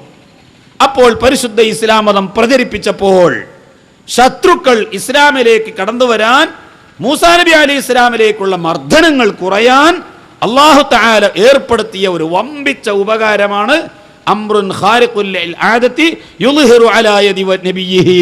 അല്ലാഹുവിന്റെ നബിയുടെ കൈയിലൂടെ അല്ലാഹു തആല വെളിപ്പെടുത്തുന്ന അമാനുഷിക സിദ്ധികളാകുന്ന മുഅ്ജിസത്തുകൾ. ആ മുഅ്ജിസത്ത് മുഖേന അല്ലാഹു തആല അവരെ രക്ഷപ്പെടുത്തി, വിജയിപ്പിച്ചു. അത് ഓരോ കാലഘട്ടങ്ങളിൽ വ്യത്യാസമുണ്ട്. യൂസുഫ് നബി അലൈഹി ഇസ്ലാം പരിശുദ്ധ ഇസ്ലാമിന്റെ പ്രചരണവുമായി വന്നപ്പോൾ അന്ന് ആവശ്യമുണ്ടായിരുന്നത് എന്താണ്? സ്വപ്നത്തിന്റെ വ്യാഖ്യാനം പറയലാണ്. അന്ന് മികച്ചു നിൽക്കുന്നത് അതാണ്. അതിനെ ഓവർടേക്ക് ചെയ്യുന്ന ഒന്ന് യൂസുഫ് നബിയുടെ കയ്യിൽ വേണം. അപ്പോഴേ യൂസുഫ് നബിക്ക് ഉയർന്നു നിൽക്കാൻ കഴിയൂ. അള്ളാഹു കൊടുത്തു, റബ്ബി ഖദ് ആതൈതനീ മിനൽ മുൽകി വഅല്ലംതനീ മിൻ തഅ്വീലിൽ ഹദീസ്. സ്വപ്നത്തിന്റെ വ്യാഖ്യാനം പറയാനുള്ള കഴിവ് ബഹുമാനപ്പെട്ട യൂസുഫ് നബി അലൈഹി ഇസ്ലാമിന് അള്ളാഹു കൊടുത്തു. ഈസാ നബി അലൈഹി ഇസ്ലാം വന്നപ്പോൾ ഈസാ നബി അലൈഹി ഇസ്ലാം കുഷ്ഠരോഗവും വെള്ളപ്പാണ്ടും സുഖപ്പെടുത്തുന്നു, മറ്റു പല അത്ഭുതങ്ങളും കാണിക്കുന്നു. അന്നീ അഖ്ലുഖു ലക്കും മിനത്തീനി കഹൈഅത്തി ത്വയ്രി ഫഅൻഫുഖു ഫീഹി ഫയകൂനു ത്വയ്റൻ ബിഇദ്നില്ലാഹ്. ബഹുമാനപ്പെട്ട ഈസാ നബി അലൈഹി ഇസ്ലാം കളിമണ്ണിൽ നിന്ന് കുഴച്ച മണ്ണ്, വെള്ളം പാർന്ന് കുഴച്ച് ചളിയായ മണ്ണ് ഉരുട്ടിയിട്ട് അഖ്ലുഖു ലക്കും, ഞാൻ നിങ്ങൾക്ക് സൃഷ്ടിച്ചു തരാം. സൃഷ്ടാവ് അല്ലാഹു അല്ലേ? അഖ്ലുഖു ലക്കും, ഞാൻ നിങ്ങൾക്ക് വേണ്ടി സൃഷ്ടിച്ചു തരാം. മിനത്തീനി കഹൈഅത്തി ത്വയ്രി, ഈ കളിമണ്ണിൽ നിന്ന് ഒരു പറവയുടെ രൂപം ഞാൻ ഉണ്ടാക്കി തരാം. ഫഅൻഫുഖു ഫീഹി, അതിൽ ഞാൻ ഊതും. ഫയകൂനു ത്വയ്റൻ ബിഇദ്നില്ലാഹ്, അപ്പോൾ അത് അള്ളാഹുവിന്റെ ഏകലോട് കൂടി അള്ളാഹുവിന്റെ കൽപ്പന പ്രകാരം പക്ഷിയായി പറക്കും. വഉഹയിൽ മൗതാ ബിഇദ്നില്ലാഹ്, മരിച്ചവരെ ഞാൻ ഹയാത്താക്കി തരാം. വഉഹയിൽ മൗതാ ബിഇദ്നില്ലാഹ് വഉബ്രിഉൽ അക്മഹ വൽ അബ്റസ, വെള്ളപ്പാണ്ടും കുഷ്ഠരോഗവും ഞാൻ സുഖപ്പെടുത്തി തരാം, ഞാൻ സുഖപ്പെടുത്തി തരാം.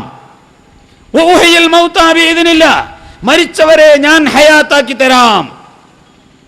വഉനബ്ബിഉകും ബിമാ തഅകുലൂന വമാ തദ്ഖിറൂന ഫീ ബുയൂതികും, ഇന്നലെ രാത്രി നിങ്ങൾ എന്താ ഭക്ഷണം കഴിച്ചത്? നിങ്ങളെ വീട്ടിന്റെ ഉള്ളിൽ നിങ്ങൾ എന്താണ് സൂക്ഷിച്ചു വെച്ചിട്ടുള്ളത്? നിങ്ങൾ ഇന്ന് രാവിലെ എന്ത് കഴിച്ചാണ് എൻ്റെ മുമ്പിലേക്ക് വന്നത്? നിങ്ങൾ തിന്നത് മുഴുവനും ഞാൻ പറഞ്ഞു തരാം. നിങ്ങളുടെ വീട്ടിന്റെ ഉള്ളിൽ സൂക്ഷിച്ചു വെച്ചത് മുഴുവനും ഞാൻ പറഞ്ഞു തരാം. ഈസാ നബി അലൈഹിസ്സലാം ആ ജനതയോട് പറഞ്ഞത് ഈസാ നബിയുടെ മുഅ്ജിസത്ത് പരിശുദ്ധ ഖുർആൻ വെളിപ്പെടുത്തുകയാണ്. ഇത് സാധാരണ ഒരു മനുഷ്യന് ചെയ്യാൻ കഴിയുന്ന കാര്യമല്ല. ഇത്തരം മുഅ്ജിസത്തുകളെ കൊണ്ട് അല്ലാഹു തആല അവൻ്റെ അമ്പിയാക്കന്മാരെ ശക്തിപ്പെടുത്തി. മൂസാ നബി അലൈഹിസ്സലാം കക്ഷത്തിലേക്ക് കൈവച്ച് ആ കൈ എടുത്തു നോക്കിയാൽ ഫഇദാ ഹിയ ബൈളാഉ ലിന്നാളിരീൻ, പ്രകാശിക്കുകയാണ്. ആ കൈ പിന്നെയും കക്ഷത്തിലേക്ക് വെച്ചാൽ ആ പ്രകാശമണഞ്ഞു. അങ്ങനെ പല അത്ഭുതങ്ങളും അവർക്ക് അല്ലാഹു തആല കൊടുത്തു. ഈ കൊടുത്ത അത്ഭുതങ്ങൾ മുഴുവനും ആർക്ക് എന്തെല്ലാം അനുഗ്രഹം മുഅ്ജിസത്തായി അല്ലാഹു കൊടുത്തോ അത് മുഴുവനും അഷ്റഫുൽ ഖൽഖ് റസൂലുള്ളാഹി സ്വല്ലല്ലാഹു അലൈഹി വസല്ലം തങ്ങൾക്ക് അല്ലാഹു തആല നൽകി. മൂസാ നബിക്ക് കൊടുത്തതും കൊടുത്തു, ഈസാ നബിക്ക് കൊടുത്തതും കൊടുത്തു, സർവ്വ പ്രവാചകന്മാർക്ക് കൊടുത്ത അത്ഭുത സിദ്ധികളും അഷ്റഫുൽ ഖൽഖ് സ്വല്ലല്ലാഹു അലൈഹി വസല്ലമ തങ്ങൾക്ക് അല്ലാഹു സുബ്ഹാനഹു വ തആല നൽകി. ആ മുഅ്ജിസത്തുകളെ കൊണ്ട് അല്ലാഹു തആല അവരുടെ ദീനീ പ്രവർത്തന രംഗം സജീവമാക്കി അല്ലാഹു തആല വിജയിപ്പിച്ചെടുത്തു. ഇരിക്കട്ടെ, അഷ്റഫുൽ ഖൽഖ് തങ്ങൾ 23 കൊല്ലമാണ് ദീനിന്റെ പ്രബോധനം നടത്തിയത്. ഈ 23 കൊല്ലം പ്രബോധനം നടത്തിയിട്ട് തങ്ങൾ എന്ത് ചെയ്തു? അൽ യൗമ അക്മൽതു ലക്കും ദീനക്കും വഅത്മംതു അലൈക്കും നിഅമതി വറളീതു ലക്കുമുൽ ഇസ്ലാമ ദീനാ. പരിശുദ്ധ ഇസ്ലാമിനെ പൂർത്തീകരിച്ചു. ഇനി അതിലേക്കൊന്നും കൂട്ടിച്ചേർക്കാനില്ല, അതിൽ നിന്ന് ഒന്നും വിട്ടുകളയാനില്ല. സമ്പൂർണ്ണ മതം പരിപൂർണമാക്കിക്കൊണ്ട് അഷ്റഫുൽ ഖൽഖ് തങ്ങൾ ഈ ലോകത്തിൽ നിന്ന് വിട പറഞ്ഞു. വിട പറഞ്ഞപ്പോൾ പരിശുദ്ധ ദീനിന്റെ പ്രബോധനം അവസാനിച്ചോ? നബി തങ്ങളുടെ ഈ പ്രബോധന രംഗം അവിടെ വെച്ച് സമാപിച്ചോ? ഇനി ഈ ദീനിനെ ഖിയാമത്ത് നാൾ വരെ എത്തിച്ചു കൊടുക്കേണ്ടതില്ലേ? പ്രബോധനം നടത്തേണ്ടതില്ലേ? പ്രബോധനം നടത്തണം. ആരാണ് പ്രബോധനം നടത്തേണ്ടത്? ആ പ്രബോധനം നടത്തുന്ന ആളുകളുടെ പേരാണ് അല്ലാഹുവിൻ്റെ ഔലിയാക്കന്മാർ, പണ്ഡിതന്മാർ. അൽ ആലിമു അൽ വലിയു, പണ്ഡിതനും ആലിമും ഒന്ന് തന്നെയാണ്. ആലിമാണ് വലിയ, വലിയാണ് ആലിമ്, രണ്ടും ഒന്ന് തന്നെയാണ്. അവരാണ് അല്ലാഹുവിൻ്റെ ദീൻ ഖിയാമത്ത് നാൾ വരെ ഈ ജനങ്ങൾക്ക് പ്രബോധനം നടത്തേണ്ടത്. പക്ഷേ അവർ മുൻകാല പ്രവാചകന്മാർ നബിയാണ് എന്ന് വാദിച്ചുകൊണ്ടായിരുന്നു പ്രബോധനം നടത്തിയിരുന്നത്. ഇവരോ നബിയാണെന്ന് വാദിക്കില്ല. ആ പ്രവാചകന്റെ അനുയായികളാണ്, ആ മതത്തിന്റെ പ്രബോധകന്മാരായ അംബിയാഇന്റെ റസൂലുള്ളാഹി സ്വല്ലല്ലാഹു അലൈഹി വസല്ലം തങ്ങളുടെ ദീനിന്റെ ഖാദിമാണ് എന്ന് പറഞ്ഞിട്ടേ പ്രബോധനം നടത്തുകയുള്ളൂ. നബിയാണെന്ന് വാദിക്കാൻ പാടില്ലല്ലോ, നബിയാണെന്ന് വാദിക്കില്ല. ഇതാണ് ഔലിയാക്കന്മാർ, അള്ളാഹുവിൻ്റെ ദീനിന്റെ പ്രബോധനം ഏറ്റെടുത്ത അള്ളാഹുവിനാൽ നിയോഗിക്കപ്പെട്ട മഹത്തുക്കളായ സ്വാലിഹീങ്ങളാണ്. അവിടെയാണ് നമ്മുടെ വിഷയത്തിന്റെ മർമ്മം. എന്താണ് വലിയ എന്ന് പറഞ്ഞാൽ? വലിയ ഔലിയാക്കന്മാർ എന്ന് പറഞ്ഞാൽ ആരാണ്? അൽ വലിയു അൽ ആലിമു ബില്ലാഹി അൽ ആരിഫു ബില്ലാഹി ഹസ്ബമാ യുംകിനു അൽ മുവാദിബു അല ത്വാഅതി അൽ മുജ്തനിബു അനിൽ മഹ്ദൂറാതി അൽ മുഅരിദു അനിൽ ഇൻഹിമാകി ഫിൽ ലദ്ദാതി വശഹവാത്. ഇതാണ് വലിയ എന്ന് പറഞ്ഞതിന്റെ നിർവചനം. അൽ വലിയു, വലിയ അൽ ആരിഫു ബില്ലാഹി ഹസ്ബമാ യുംകിനു, പരമാവധി അള്ളാഹുവിനെ കുറിച്ച് പഠിച്ചവൻ, അറിഞ്ഞവൻ, അഗാധ പാണ്ഡിത്യത്തിന്റെ ഉടമ, സാധാരണ ഒരു മനുഷ്യനല്ല.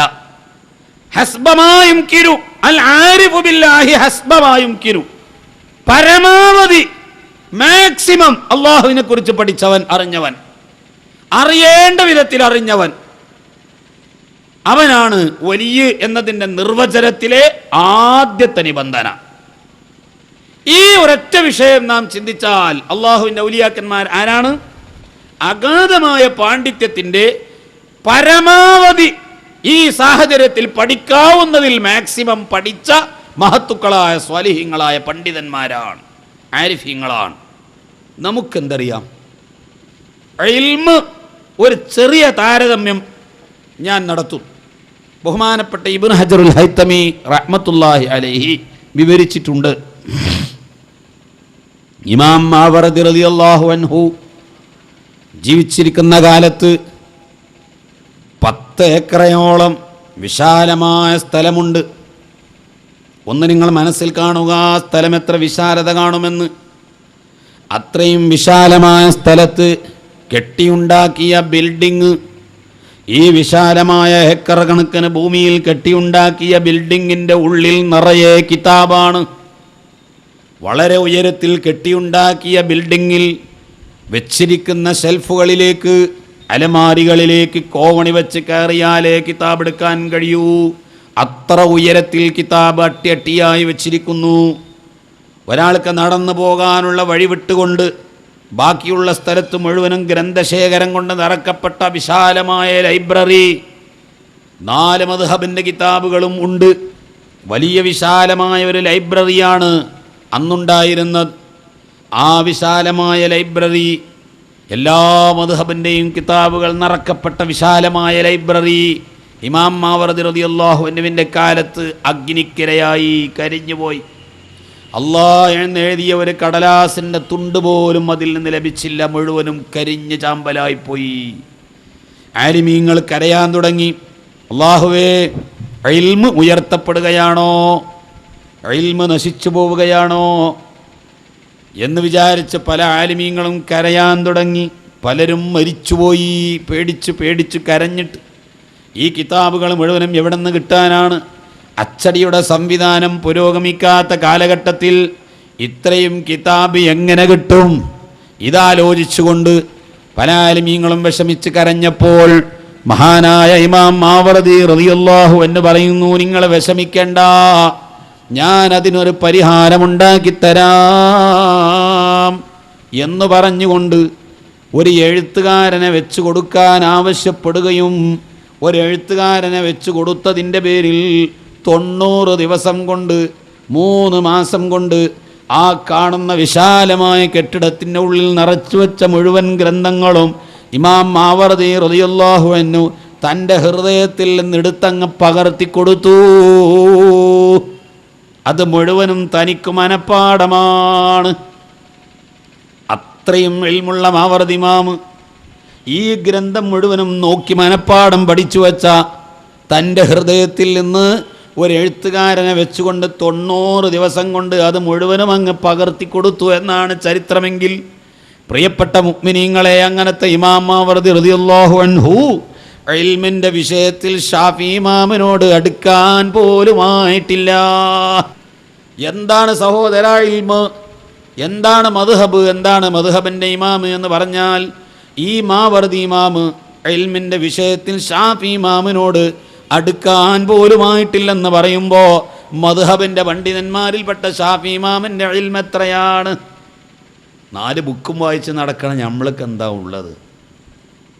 എന്താണ് സഹോദര നമ്മുടെ കയ്യിലുള്ളത്?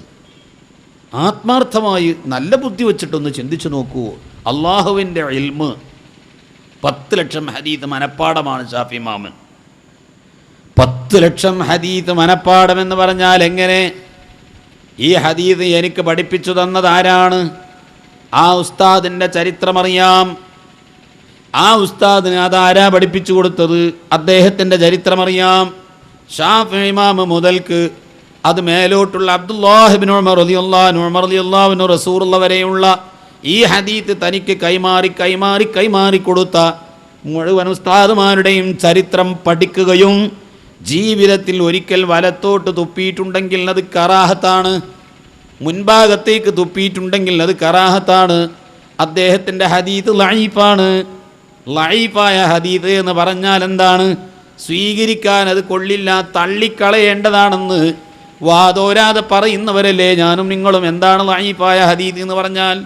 ഈ ഹദീത്ത് നമുക്ക് കൈമാറി തന്ന മനുഷ്യൻ ജീവിതത്തിൽ ഒരിക്കൽ വലത്തോട്ട് തുപ്പിയിട്ടുണ്ടെങ്കിൽ അദ്ദേഹത്തിൻ്റെ ഹദീത്ത് ലഈഫാണ്. അത്ര സൂക്ഷ്മത വെച്ച് പുലർത്തിയിട്ട് ഒരൊറ്റ ഹദീത്തും സ്വഹീഹുൽ ബുഖാരിയിൽ ഉദ്ധരിക്കപ്പെട്ട ഹദീത്തുകൾ ലഈഫില്ല. ഫഖുൽതു ലഖദ് ഫാഖൽ ബുഖാരിയു സിഹ്ഹതൻ കമാ ഫാഖ ഫീ ഹുസ്നി സ്വനാഅതി മുസ്ലിമു. സ്വഹീഹുൽ ബുഖാരിയുടെ ഹദീത്ത് മുഴുവനും സ്വഹീഹാണ്. ലഈഫായ ഹദീത്തില്ലെന്ന് പറഞ്ഞാൽ ആ ഹദീത്ത് ഉദ്ധരിച്ച ഒരു ഇമാമും ജീവിതത്തിൽ ഒരിക്കലും വലത്തോട്ട് തുപ്പിയിട്ടില്ല എന്ന ചരിത്രം പോലും പഠിച്ചറിഞ്ഞിരിക്കണം. അത് പഠിച്ചുകൊണ്ട് ആ ഹദീത്തിൻ്റെ പരമ്പര മുഴുവൻ പഠിച്ചുകൊണ്ടാണ് 10 ലക്ഷം ഹദീത്ത് ഷാഫി ഇമാം പഠിച്ചത്. 10 ലക്ഷം ഹദീത്ത് ഷാഫി ഇമാമിന് മനപ്പാടമാണ്. ഇന്ന് ഭൂമി ലോകത്ത് എത്ര ഹദീത്തുണ്ട് സഹോദര? അള്ളാൻ്റെ ഭൂമി അരിച്ചു വെറുക്കിയാൽ എത്ര ഹദീത്ത് കിട്ടും? 1 ലക്ഷം ഹദീത്ത് ആരെങ്കിലും കൊണ്ടുവന്നാൽ നിങ്ങൾ ചോദിച്ച സംഖ്യ തന്നേക്കാം. 1,00,000 ഹദീസ് ഉണ്ടെന്നാൽ 10,00,000 ഹദീസ് മനപ്പാടമാണ് ഷാഫി ഇമാമിന് എന്നത് ലോകത്ത് അവിതർക്കിതമാണ്. ഒരു മനുഷ്യൻ ഇന്ന് വരെ എതിര് പറഞ്ഞിട്ടില്ല, പറയാൻ ഒരാൾക്ക് ധൈര്യം വന്നിട്ടില്ല. ചരിത്രമാണ്, നിഷേധിക്കാൻ കഴിയാത്ത സത്യമാണ്. ഷാഫി ഇമാമിന് 10,00,000 ഹദീസ് മനപ്പാടമാണ്. 1,00,000 ഹദീസ് ഇന്ന് കൊണ്ടുവന്ന് തന്നാൽ നിങ്ങൾ എന്ത് ചോദിച്ചോ ചോദിച്ചത് ഇനാം തന്നേക്കാം. കമ്പ്യൂട്ടറിൽ ഹദീസ് കയറ്റാൻ കഴിയും. ആരാ കയറ്റുന്നത്? എന്നെപ്പോലെ നിങ്ങളെപ്പോലത്തെ ആളുകൾ. നമ്മൾ കയറ്റി കൊടുത്തതല്ലേ കമ്പ്യൂട്ടറിലുണ്ടല്ലോ. കമ്പ്യൂട്ടറിൽ ആരാടോ കയറ്റിയത്? കമ്പ്യൂട്ടർക്ക് നമ്മൾ കൊടുത്തതാ കമ്പ്യൂട്ടറിൽ ഉണ്ടാകുക. അല്ലാതെ കമ്പ്യൂട്ടർ ഇവിടെ സ്വന്തമായിട്ട് എന്താ ചെയ്തത്? മനുഷ്യൻ കമ്പ്യൂട്ടർക്ക് അങ്ങോട്ട് കൊടുത്തതേ കമ്പ്യൂട്ടറിൽ ഉണ്ടാകൂ. മനുഷ്യൻ കൊടുത്തിട്ട് എവിടം വരെ എത്തി?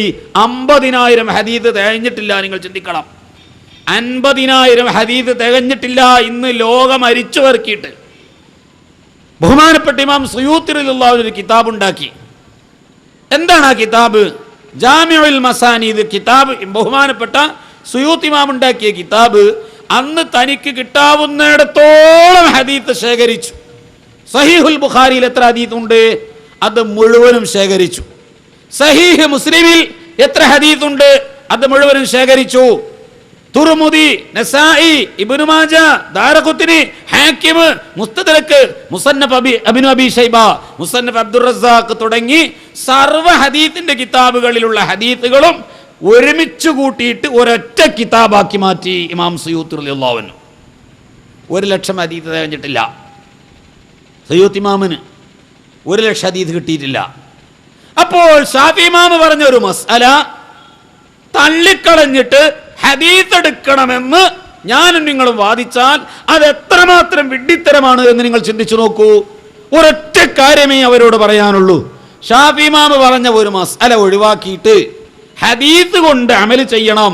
ഷാഫി ഇമാം പറഞ്ഞ ഫിഖ്ഹിന്റെ മസ്അലാണ് തള്ളണം, ഹദീസ് കൊണ്ട് അമൽ ചെയ്യണം എന്ന് പറഞ്ഞാൽ 9,50,000 ഹദീസ് നമുക്ക് കിട്ടാത്തത് ഷാഫി ഇമാമിന് കിട്ടിയിട്ടുണ്ട്. ഈ ഹദീസ് അതിൽപ്പെട്ട ഏതെങ്കിലും ഒരു ഹദീസ് കൊണ്ട് ദുർബലമാണോ? അല്ലേ? ഖുർആനിന്റെ എത്ര ആയത്തുകൾ അതിന്റെ നിയമം ദുർബലമാക്കപ്പെട്ടിട്ടുണ്ട്? തൗബാ സൂറത്തിന്റെ വലിപ്പമുള്ള ഒരു സൂറത്ത് എനിക്ക് മനപ്പാടമുണ്ടായിരുന്നു. സ്വഹാബത്ത് പറഞ്ഞതാ, തൗബാ സൂറത്തിന്റെ വലിപ്പമുള്ള ഒരു സൂറത്ത് എനിക്കറിയാമായിരുന്നു. അള്ളാഹു അത് നസ്ഖ് ചെയ്തു പോയി. പാരായണം തന്നെ നസ്ഖ് ചെയ്തു പോയ ആയത്തുകളുണ്ട്, സൂറത്തുകളുണ്ട് ഖുർആനിൽ. ആ സൂറത്ത് ഓതാൻ പാടില്ല എന്നാ നിയമം. അതിൽപ്പെട്ട ഒരു വാചകമേ എനിക്കറിയൂ. സ്വഹാബത്ത് പറയാ, ലൗകാന ലിബ്നി ആദമ വാദിയാനി മിൻ ദഹബിൻ ലബ്തഗാ താലിതാ. ഇതായത്താണ്. ലൗകാന ലിബ്നി ആദമ വാദിയാനി മിൻ ദഹബിൻ ലബ്തഗാ താലിതാ. തൗബാ സൂറത്തിന്റെ വലിപ്പമുള്ള ഒരു സൂറത്തിൽ നിന്ന് ഈ ഒരായത്ത് മാത്രമേ എനിക്ക് ഓർമ്മയുള്ളൂ, ബാക്കി മുഴുവനും ഞാൻ മറന്നുപോയി. അള്ളാഹു പിൻവലിച്ചു. എത്ര ആയത്തുണ്ട് പിൻവലിക്കപ്പെട്ടത്? 4 മാസം യുദ്ധം ഹറാമാണ്. 4 മാസം യുദ്ധം ചെയ്യൽ ഹറാമാണ്. മുസ്ലിം ലോകം, മുസ്ലിം രാഷ്ട്രങ്ങൾ ഇന്ന് 4 മാസം യുദ്ധം നടത്തുന്നില്ലേ? എന്താ ന്യായം? എടോ, ആ നിയമം ദുർബലപ്പെടുത്തപ്പെട്ടു പോയി. ഹിജ്റ 8 മക്ക റിപ്പബ്ലിക് ആയതോടുകൂടി ആ നിയമം ദുർബലപ്പെടുത്തപ്പെട്ടു. ഇന്ന് 4 മാസം യുദ്ധം ഹറാമില്ല. മുഹറം, റജബ് ഇത്യാദി മിൻഹാ അർബഅത്തുൻ ഹുറും 4 മാസം യുദ്ധം ഹറാമാണെന്ന നിയമം ഇപ്പോൾ ഇല്ല. ഹിജ്റ 8 ആ നിയമം ദുർബലപ്പെടുത്തപ്പെട്ടു പോയി. ഇൽമ് എന്താ നിങ്ങൾ മനസ്സിലാക്കുക. ഇൽമിന്റെ ഗൗരവം അത് എത്ര കണ്ടുണ്ട് എന്ന് നമ്മളൊന്ന് മനസ്സിലാക്കുന്നത് നല്ലതാ. അപ്പൊ വലിയ എന്ന് പറഞ്ഞാൽ ആരാണ്? അൽ ആരിഫു ബില്ലാഹി ഹസ്ബമാ യുംകിനു. പരമാവധി അള്ളാഹുവിനെ പറ്റി പഠിച്ച ആലിമാണ്, പണ്ഡിതനാണ്. ഓരോ കാലഘട്ടങ്ങളിലും അതാത് കാലഘട്ടങ്ങളിലുള്ള മാക്സിമം അറിവ് പരമാവധി സമ്പാദിച്ച ഒരു ആലിമാണ് വലിയ. അവൻ നിസ്കരിക്കാത്തവൻ വലിയാണോ? അല്ല. നോമ്പ് നോൽക്കാത്തവൻ വലിയാണോ? അല്ല. കള്ളു കുടിക്കുന്നവൻ വലിയാണോ? അല്ല. വലിയ എന്ന് പറഞ്ഞാൽ നിസ്കരിക്കാത്തവനല്ല. വലിയ എന്ന് പറഞ്ഞാൽ നോമ്പ് നോൽക്കാത്തവൻ എന്നല്ല, അള്ളാഹ്ക്ക് വിരുദ്ധം ചെയ്യുന്നവൻ എന്നല്ല. എന്നാൽ പിന്നെ ഞാൻ നിങ്ങളോട് ചോദിക്കട്ടെ, ഇവിടെ ചില ആളുകളുണ്ട്, നമ്മുടെ ദൃഷ്ടിയിൽ അവർ പല തമ്മാടിത്തരങ്ങളും ചെയ്യും. നിസ്കരിക്കുകയില്ല. പക്ഷെ ജനങ്ങൾ മൊത്തം അവരെ ആദരിക്കുകയും ബഹുമാനിക്കുകയും ചെയ്യുന്നുണ്ട്. അതെന്താ? അത് അയാൾ വലിയ ആയതുകൊണ്ട് അല്ലാഹു തആല അവർക്ക് കൊടുത്ത ആനുകൂല്യമാണ് നിസ്കരിക്കാതിരിക്കൽ. അങ്ങനെ ഒന്ന് ദീനിലില്ല, ഇസ്ലാം ദീനിൽ ഇല്ല. അങ്ങനെ ഒരു ദീൻ അല്ലാഹുവിൻ്റെ റസൂൽ പഠിപ്പിച്ചിട്ടും ഇല്ല. പിന്നെ ഈ ചെയ്യുന്നതോ? നിസ്കാര നിർബന്ധമുള്ളതായിരിക്കാ? ആർക്കാ നിസ്കാര നിർബന്ധം? ഇന്നമാ തജിബു സ്വലാത്തു അലാ കുല്ലി മുസ്ലിമിൻ മുകല്ലഫിൻ താഹിരിൻ അനിൽ ഹൈളി വൻ നിഫാസ്. ഇന്നമാ തജിബു സ്വലാത്തു, നിസ്കാരം നിർബന്ധമാണ്. അലാ കുല്ലി മുസ്ലിമിൻ, എല്ലാ മുസ്ലിമും നിസ്കരിക്കണം. മുകല്ലഫിൻ, പ്രായപൂർത്തിയും ബുദ്ധിയുമുള്ള എല്ലാ മുസ്ലിമും നിസ്കരിക്കണം. താഹിരിൻ അനിൽ ഹൈളി വൻ നിഫാസ്, ഹൈള് നിഫാസിൽ നിന്ന് ശുദ്ധിയായ, ഹൈളും നിഫാസും ഇല്ലാത്ത പ്രായപൂർത്തിയും ബുദ്ധിയുമുള്ള എല്ലാ മുസ്ലിമും നിസ്കരിക്കണം. ഫലാ തജിബു സ്വലാത്തു, നിസ്കാരം നിർബന്ധമില്ല. അലാ മജ്നൂനിൻ, ഭ്രാന്തൻ നിസ്കരിക്കൽ നിർബന്ധമില്ല. വലാ അലാ ഹൈളിൻ വനുഫസാ, നിഫാസുള്ള പെണ്ണ് നിസ്കരിക്കൽ നിർബന്ധമില്ല. ഹൈളുകാരി നിസ്കരിക്കൽ നിർബന്ധമില്ല. മാത്രമല്ല ഹൈളും നിഫാസും ഉള്ളവൻ നിസ്കരിക്കൽ ഹറാമുമാണ്. ഹൈളോ നിഫാസോ ഉള്ള പെണ്ണ് നിസ്കരിക്കൽ ഹറാമാണ്. ഭ്രാന്തുള്ളവൻ നിസ്കരിക്കേണ്ടതില്ല. ഭ്രാന്ത് തെളിഞ്ഞ് സുഖമായാൽ ആ നിസ്കാരം ഭ്രാന്തൻ ഖളാ വീട്ടുകയും വേണ്ട. ചെറിയ കുട്ടികൾ വരെ പഠിക്കുന്ന വിഷയമല്ലേ. നമ്മുടെ മദ്രസകളിൽ പഠിക്കുന്ന കുട്ടികളോട് ചോദിച്ചു നോക്കൂ, എല്ലാ കുഞ്ഞുങ്ങളോടും ചോദിച്ചു നോക്കൂ. കുട്ടികൾ മുതൽ നമുക്കെല്ലാവർക്കും അറിയാം, ഭ്രാന്തന് നിസ്കാരം നിർബന്ധമില്ല, ബുദ്ധിയുള്ളവനെ നിസ്കാരം നിർബന്ധമുള്ളൂ. എന്തേ ഭ്രാന്ത് വരാൻ കാരണം? ഭ്രാന്താവാൻ എന്താ കാരണം? നാളെയും മറ്റന്നാളെയും മുതൽക്ക് പത്രം വായിച്ചു നോക്കിയാൽ കാണാം, SSLCൻ്റെ റിസൾട്ട് അറിഞ്ഞ കാലമാണ്, +2വിൻ്റെ റിസൾട്ട് അറിഞ്ഞ കാലമാണ്, കുറേ കുട്ടികൾ തൂങ്ങി മരിക്കുന്ന കാലമാണ്. 16-ാം തീയതി കഴിഞ്ഞാൽ 17 മുതൽക്ക് ചിലപ്പോൾ കുറേ എണ്ണം തൂങ്ങി മരിച്ചേക്കാം. തെരഞ്ഞെടുപ്പിൽ തോറ്റാൽ ജയിക്കുമെന്ന് പ്രതീക്ഷയുള്ള ഒരു മണ്ഡലത്തിലാ നിന്നത്. പക്ഷേ റിസൾട്ട് വന്നപ്പോൾ പ്രതികൂലമാണ്. സ്ഥാനാർത്ഥികൾക്ക് ഭ്രാന്ത് വരാൻ സാധ്യതയുണ്ട്, അനുയായികൾക്ക് ഭ്രാന്ത് വരാൻ സാധ്യതയുണ്ട്. ഇവിടെ പല ആളുകൾക്കും ഭ്രാന്തുണ്ട്. നമ്മളെല്ലാം പള്ളിയിൽ പോയി ജമാഅത്തായി നിസ്കരിക്കുമ്പോൾ, പള്ളിയിൽ നിന്ന് ബാങ്ക് വിളിക്കുന്ന സമയത്ത് പള്ളിയിൽ കയറി ജമാഅത്തായി നിസ്കരിച്ചു വരുമ്പോൾ ഒരു മനുഷ്യനതാ റോട്ടിൽ വടതല ജംഗ്ഷനിൽ തുണിയെല്ലാം അഴിച്ചിട്ടുകൊണ്ട് പലതും വിളിച്ചു പറഞ്ഞ് നിസ്കരിച്ചു വരുന്നവനെ കളിയാക്കുന്നുണ്ടാകാം, പരിഹസിക്കുന്നുണ്ടാകാം. പള്ളിയിലേക്ക് നോക്കി പലതും വിളിച്ചു പറയുന്നുണ്ടാവാം, മുഅ്മിനീങ്ങളെ ചീത്ത പറയുന്നുണ്ടാവാം. ആള് മുസ്ലിം തറവാട്ടിൽ പിറന്നവനാണ്, പേര് മുസ്ലിമാണ്, നല്ല കുടുംബത്തിൽപ്പെട്ടവനാണ്. പക്ഷേ ആർക്കും വിരോധമില്ല.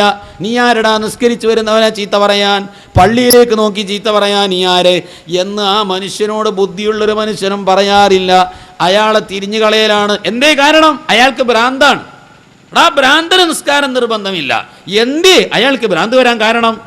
ഒരുപക്ഷെ തെരഞ്ഞെടുപ്പിൽ തോറ്റതിൻ്റെ പേരിലാകാം ബുദ്ധിയുടെ സമതല തെറ്റിയത്. അല്ലെങ്കിൽ സ്കൂളിൽ വിജയിക്കുമെന്ന് പ്രതീക്ഷിച്ച SSLCയിലോ +2വിലോ ഡിഗ്രി പരീക്ഷയിലോ തോറ്റത് കൊണ്ടാവാം. അല്ലെങ്കിൽ അയാളൊരു പെണ്ണിനെ പ്രേമിച്ചിരുന്നു. ഭൗതിക ലോകത്ത് ഒരു പെണ്ണിനെ പ്രേമിച്ച മനുഷ്യൻ, അയാൾ ഉദ്ദേശിച്ച പെണ്ണിനെ വിവാഹം നടന്നില്ല. ഒന്നുകിൽ ആ പെണ്ണിനോട് കാര്യം തുറന്നു പറഞ്ഞപ്പോൾ ആ പെണ്ണ് അത് നിരസിച്ചു. താനുമായുള്ള ബന്ധവും സ്നേഹവും വിവാഹവും എനിക്ക് വേണ്ട, ആ നൈരാശ്യത്തിലാകാം. അതല്ലെങ്കിൽ ആ പെണ്ണിനോടത് തുറന്നു പറയാതെ മനസ്സിൽ വെച്ച് നടക്കുകയായിരുന്നു. ഈ പെണ്ണിനെ മറ്റാരോ കൊത്തിക്കൊണ്ടുപോയി, നിക്കാഹ് നടന്നുപോയി. ഞാൻ ആശിച്ച പെണ്ണിനെ മറ്റാരോ നിക്കാഹ് ചെയ്തു എന്നറിഞ്ഞത് കൊണ്ടാകാം പ്രേമനൈരാശ്യം കൊണ്ട് ഭ്രാന്ത് പിടിപെട്ടത്. അല്ലെങ്കിൽ ഗവൺമെൻറ് നമ്മുടെ ബിസിനസ്സിലേക്ക് ചുമത്തിയ അമിതമായ ടാക്സിൻ്റെ പേരിലായിരിക്കാം ഭ്രാന്ത് പിടിച്ചത്. പലതുകൊണ്ടുമാകാമല്ലോ ദുന്യാവിൽ ഭ്രാന്ത് വരുന്നത്. കള്ള് കുടിച്ചുകൊണ്ടാവരുത് എന്ന് മാത്രം. ഭ്രാന്ത് നമ്മുടെ പണിയാക്കി കരുതിക്കൂട്ടി ഉണ്ടാക്കിയതാവരുത്. Brown sugar കുത്തിക്കയറ്റിയിട്ടാവരുത്. മരുന്ന് കഴിച്ച് ലഹരി പിടിച്ചതാവരുത്. അല്ലാത്ത വിധത്തിൽ രോഗം കാരണമായി വരുന്ന ഭ്രാന്തായാലും പ്രേമനൈരാശ്യം കൊണ്ടുവന്ന ഭ്രാന്തായാലും ഒരു പെണ്ണിനെ പ്രേമിച്ചിട്ട് കിട്ടാത്തതായിട്ടോ, തെരഞ്ഞെടുപ്പിൽ തോറ്റതിനോ, പരീക്ഷയിൽ തോറ്റതിനോ, ബിസിനസ് തകർന്നതിനോ, ഗൾഫിലെ ജോലി നഷ്ടപ്പെട്ടതിനോ, സ്നേഹിതന്മാർ വേണ്ടപ്പെട്ടവർ മരിച്ചുപോയപ്പോഴോ എന്തുകൊണ്ട് ഭ്രാന്ത് പിടിച്ചാലും നിസ്കാരം നിർബന്ധമില്ല. ഇതൊക്കെ ഭ്രാന്താണ്. അങ്ങനൊക്കെ ഭ്രാന്ത് പിടിച്ച ഒരാൾക്ക് നിസ്കാരം നിർബന്ധമുണ്ടോ? ഇല്ല. ഒരാൾക്ക് ഭ്രാന്ത് പിടിച്ചത് എങ്ങനെയാണ്? പെണ്ണിനെ പ്രേമിച്ചിട്ടാണ്. മറ്റൊരാൾക്ക് ഭ്രാന്ത് പിടിച്ചത് എങ്ങനെയാണ്? തെരഞ്ഞെടുപ്പിൽ തോറ്റിട്ടാണ്. വേറെ ആൾക്കോ പരീക്ഷയിൽ തോറ്റത് കൊണ്ട്, വേറെ ആൾക്കോ ബിസിനസ്സിന് ഗവൺമെന്റ് ചുമത്തിയ ടാക്സ് താങ്ങാൻ കഴിയാതെ. ഓരോരുത്തർക്കും ഓരോ കാരണമാണ്. അക്കൂട്ടത്തിൽ ഒരാൾക്ക് എങ്ങനെ ഭ്രാന്തുണ്ടായി? അല്ലാഹുവേ, നിന്റെ ഭൂമിയിലാണ് ഞാൻ ജീവിക്കുന്നത്, നീയാണ് എനിക്ക് ആരോഗ്യം തന്നത്, നീയാണ് എനിക്ക് ഓക്സിജൻ തന്നത്, അതാണ് ഞാൻ ശ്വസിക്കുന്നത്. 60 കൊല്ലത്തെ ആയുസ്സിനി എനിക്ക് തന്നു. ഞാനങ്ങ് മരിച്ച് നിൻ്റെ മുമ്പിൽ വന്നാൽ എന്നെക്കുറിച്ച് നീ ചോദ്യം ചെയ്യുമ്പോൾ, എൻ്റെ ആയുസ്സിനെക്കുറിച്ച് നീ ചോദ്യം ചെയ്യുമ്പോൾ, നീ എനിക്ക് തന്ന ആരോഗ്യത്തെക്കുറിച്ച്, നീ എനിക്ക് തന്ന സമ്പത്തിനെക്കുറിച്ച്, നീ എനിക്ക് നൽകിയ മക്കളെക്കുറിച്ച്, നീ തന്ന എല്ലാ അനുഗ്രഹങ്ങളെക്കുറിച്ചും നീ എന്നോട് ചോദ്യം ചെയ്താൽ നാളെ നിൻ്റെ മുമ്പിൽ വരുമ്പോൾ ഞാനെന്താണ് നിന്നോട് മറുപടി പറയുക? എൻ്റെ കയ്യിൽ എന്താണുള്ളത് റബ്ബേ? വലിമൻ ഖാഫ മഖാമ റബ്ബിഹി, അള്ളാന്റെ മുമ്പിൽ നിൽക്കുന്ന കാര്യം ആലോചിച്ച് പേടിച്ചിട്ട് അയാളങ്ങ് ചിന്തിച്ചു, അയാളെ സമതല തെറ്റി ഭ്രാന്തായി. അയാൾക്ക് നിസ്കാരം നിർബന്ധമുണ്ടോ? എടാ, ഒരു പെണ്ണിനെ പ്രേമിച്ചിട്ട് ഭ്രാന്ത് പിടിച്ചോ നിസ്കാരം നിർബന്ധമില്ലെങ്കിൽ ഈ ചങ്ങാതിക്ക് നിസ്കാരം നിർബന്ധമാണെന്ന് അടിച്ചേൽപ്പിക്കാൻ പറ്റുമോ? ഇയാൾക്കും ഭ്രാന്തല്ലേ? ഇതും ഭ്രാന്തന്നല്ലേ? ഇയാൾക്ക് ഭ്രാന്തായതുകൊണ്ട് നിസ്കാരം നിർബന്ധമായില്ല. അല്ലാതെ ഔലിയായിട്ട് കിട്ടിയ കൺസെഷൻ ഒന്നും അല്ലത്, വലിയ അതിൻ്റെ പേരിൽ കിട്ടിയ ഡിസ്കൗണ്ടും അല്ല. അങ്ങനെ ഒരു പരിപാടി ഇസ്ലാം മതത്തിൽ ഇല്ല. അതേസമയം വലിയ എന്ന് പറഞ്ഞാൽ അള്ളാഹ്ക്ക് വഴിപ്പെട്ടവനാണ്, ആലിമാണ്, ഇബാദത്തുള്ളവനാണ്, തഖ്വയുള്ളവനാണ്, കറാഹത്ത് പോലും സൂക്ഷിക്കുന്നവനാണ്, സുന്നത്ത് ധാരാളം വർദ്ധിപ്പിക്കുന്നതാണ്. അള്ളാഹുവിന്റെ പ്രീതി അള്ളാഹുവിൽ നിന്ന് ലഭിക്കാൻ ഏറ്റവും ബന്ധപ്പെട്ടത് സുന്നത്ത് വർദ്ധിപ്പിക്കലാണ്.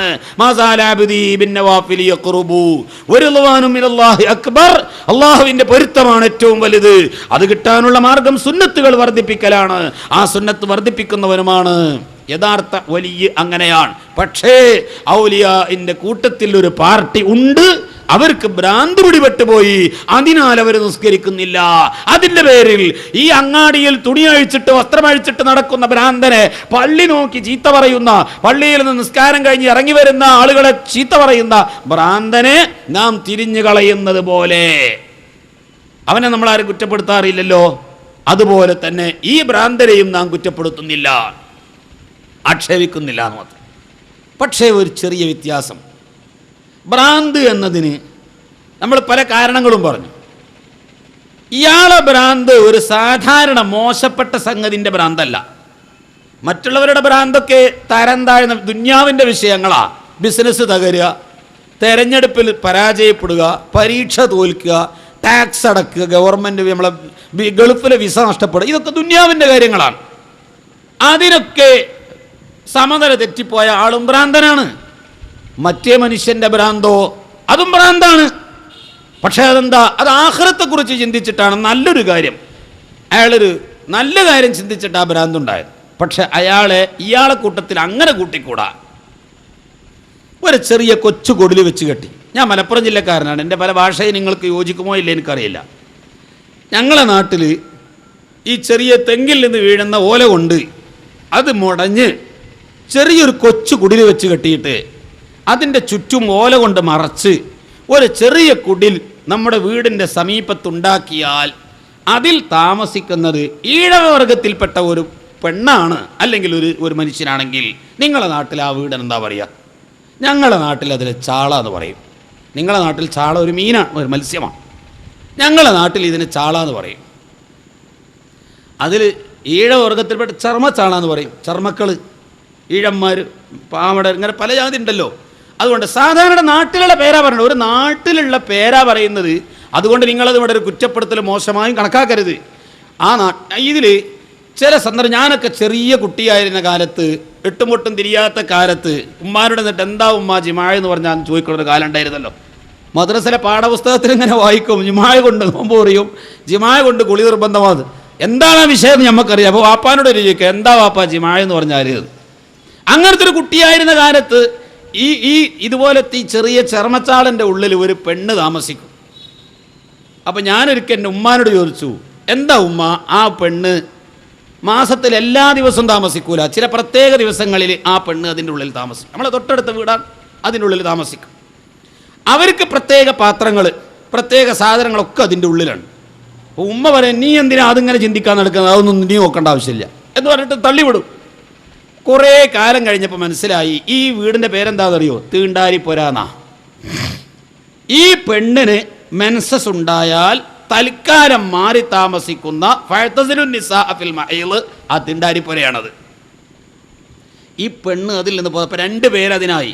അതിൽ താമസിക്കുന്നത്, സ്ഥിരം താമസിക്കുന്നത് ഈഴവനാണെങ്കിൽ ചെർമച്ചാള എന്ന് പറയും, ചെർമക്കള ചാളയിൽ എന്ന് പറയും.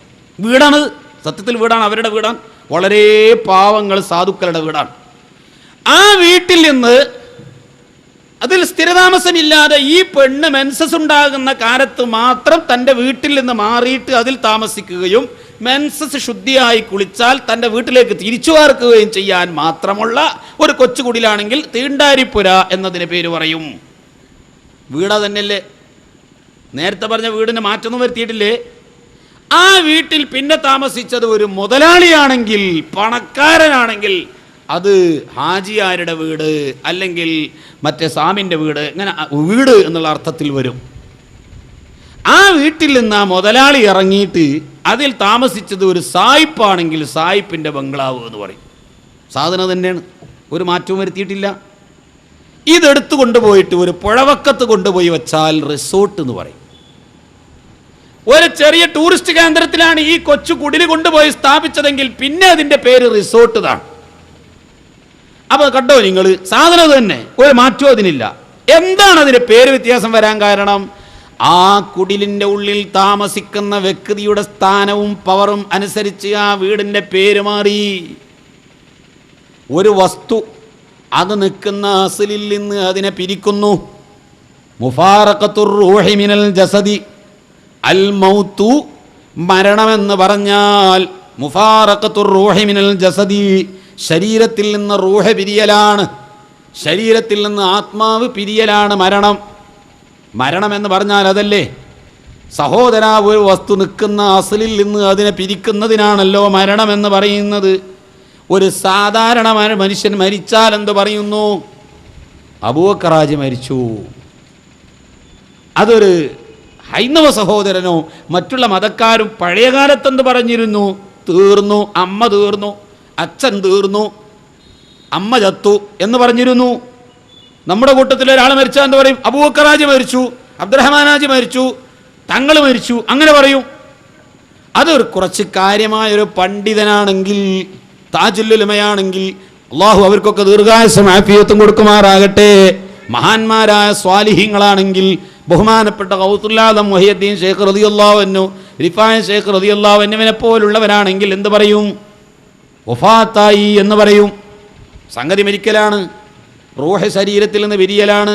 ചത്തു, തീർന്നു, മരിച്ചു, വഫാത്തായി. ഇതൊരു മാർപ്പാപ്പയാണെങ്കിലോ കാലം ചെയ്തു എന്നാ പറയാ. മൃഗങ്ങളുടെ കൂട്ടത്തിലാണെങ്കിലോ പട്ടി ചത്തു എന്ന് പറയും. ആനയാണ് ചത്തതെങ്കിലോ ചത്തു എന്നല്ല പറയാ, ആന ചത്തു എന്നല്ല പറയാ, ആന ചെരിഞ്ഞു എന്നാ പറയാ. വിഷയം മരിക്കലാണ്. ഓരോ വസ്തുവിനോട് അതിനോട് ബന്ധപ്പെട്ട വിധത്തിൽ അതിൻ്റെ പേരുകൾ ഇന്ന് ഉപയോഗിക്കൽ നമുക്ക് സർവ്വസാധാരണയാണ്. സ്വാലിഹീങ്ങളും മഹാന്മാരുമായ ഔലിയാക്കന്മാരും ആരിഫീങ്ങളും ഖുതുബീങ്ങളും വഫാത്തായതിന്, മരിച്ചതിന് വഫാത്തായി എന്നാണ് പറയുക. അള്ളാഹുവിൻ്റെ റസൂല് മരിച്ചു എന്ന് നമ്മൾ പറയാറില്ല, വഫാത്തായി. സിദ്ദീഖ് റളിയല്ലാഹു അൻഹു വഫാത്തായി, മുഹിയുദ്ദീൻ ശൈഖ് തങ്ങൾ വഫാത്തായി, റിഫായി ശൈഖ് തങ്ങൾ വഫാത്തായി, ബഹുമാനപ്പെട്ട മൂസൽ ബർദരി വഫാത്തായി, നവ്വറല്ലാഹു മർഖദഹും, അവരുടെ കൂടെ അള്ളാഹു സ്വർഗ്ഗത്തിൽ നമ്മൾ ഒരുമിച്ച് കൂട്ടിത്തരട്ടെ. ഇങ്ങനെയുള്ള മഹാന്മാരെ കുറിച്ച് വഫാത്തായി എന്ന് പറയുമ്പോൾ വേറെ ചില ആളുകളെ സംബന്ധിച്ച് നിര്യാതനായി എന്ന് പറയുന്നു, ചത്തു എന്ന് പറയുന്നു, തീർന്നു എന്ന് പറയുന്നു, കാലം ചെയ്തു എന്ന് പറയുന്നു. എല്ലാം സംഗതി ഒന്നാണ്. എന്നാൽ ദുനിയാവിൻ്റെ കാര്യം ചിന്തിച്ചിട്ട് ഭ്രാന്ത് പിടിച്ചവനും ഭ്രാന്താണ്, അള്ളാഹുവിൻ്റെ കാര്യങ്ങൾ ചിന്തിച്ചിട്ട് ഭ്രാന്ത് പിടിച്ചതും ഭ്രാന്താണ്. പക്ഷേ അതിനും ഒരു വ്യത്യാസമുണ്ട്.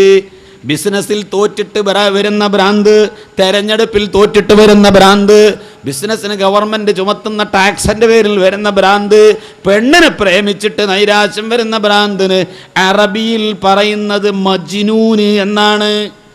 മജ്നൂൻ ഭ്രാന്തൻ, ജുനൂന് ഭ്രാന്ത്. അത് പിടിപെട്ട ആൾക്ക് മജ്നൂന് ഭ്രാന്തൻ എന്ന് പറയും.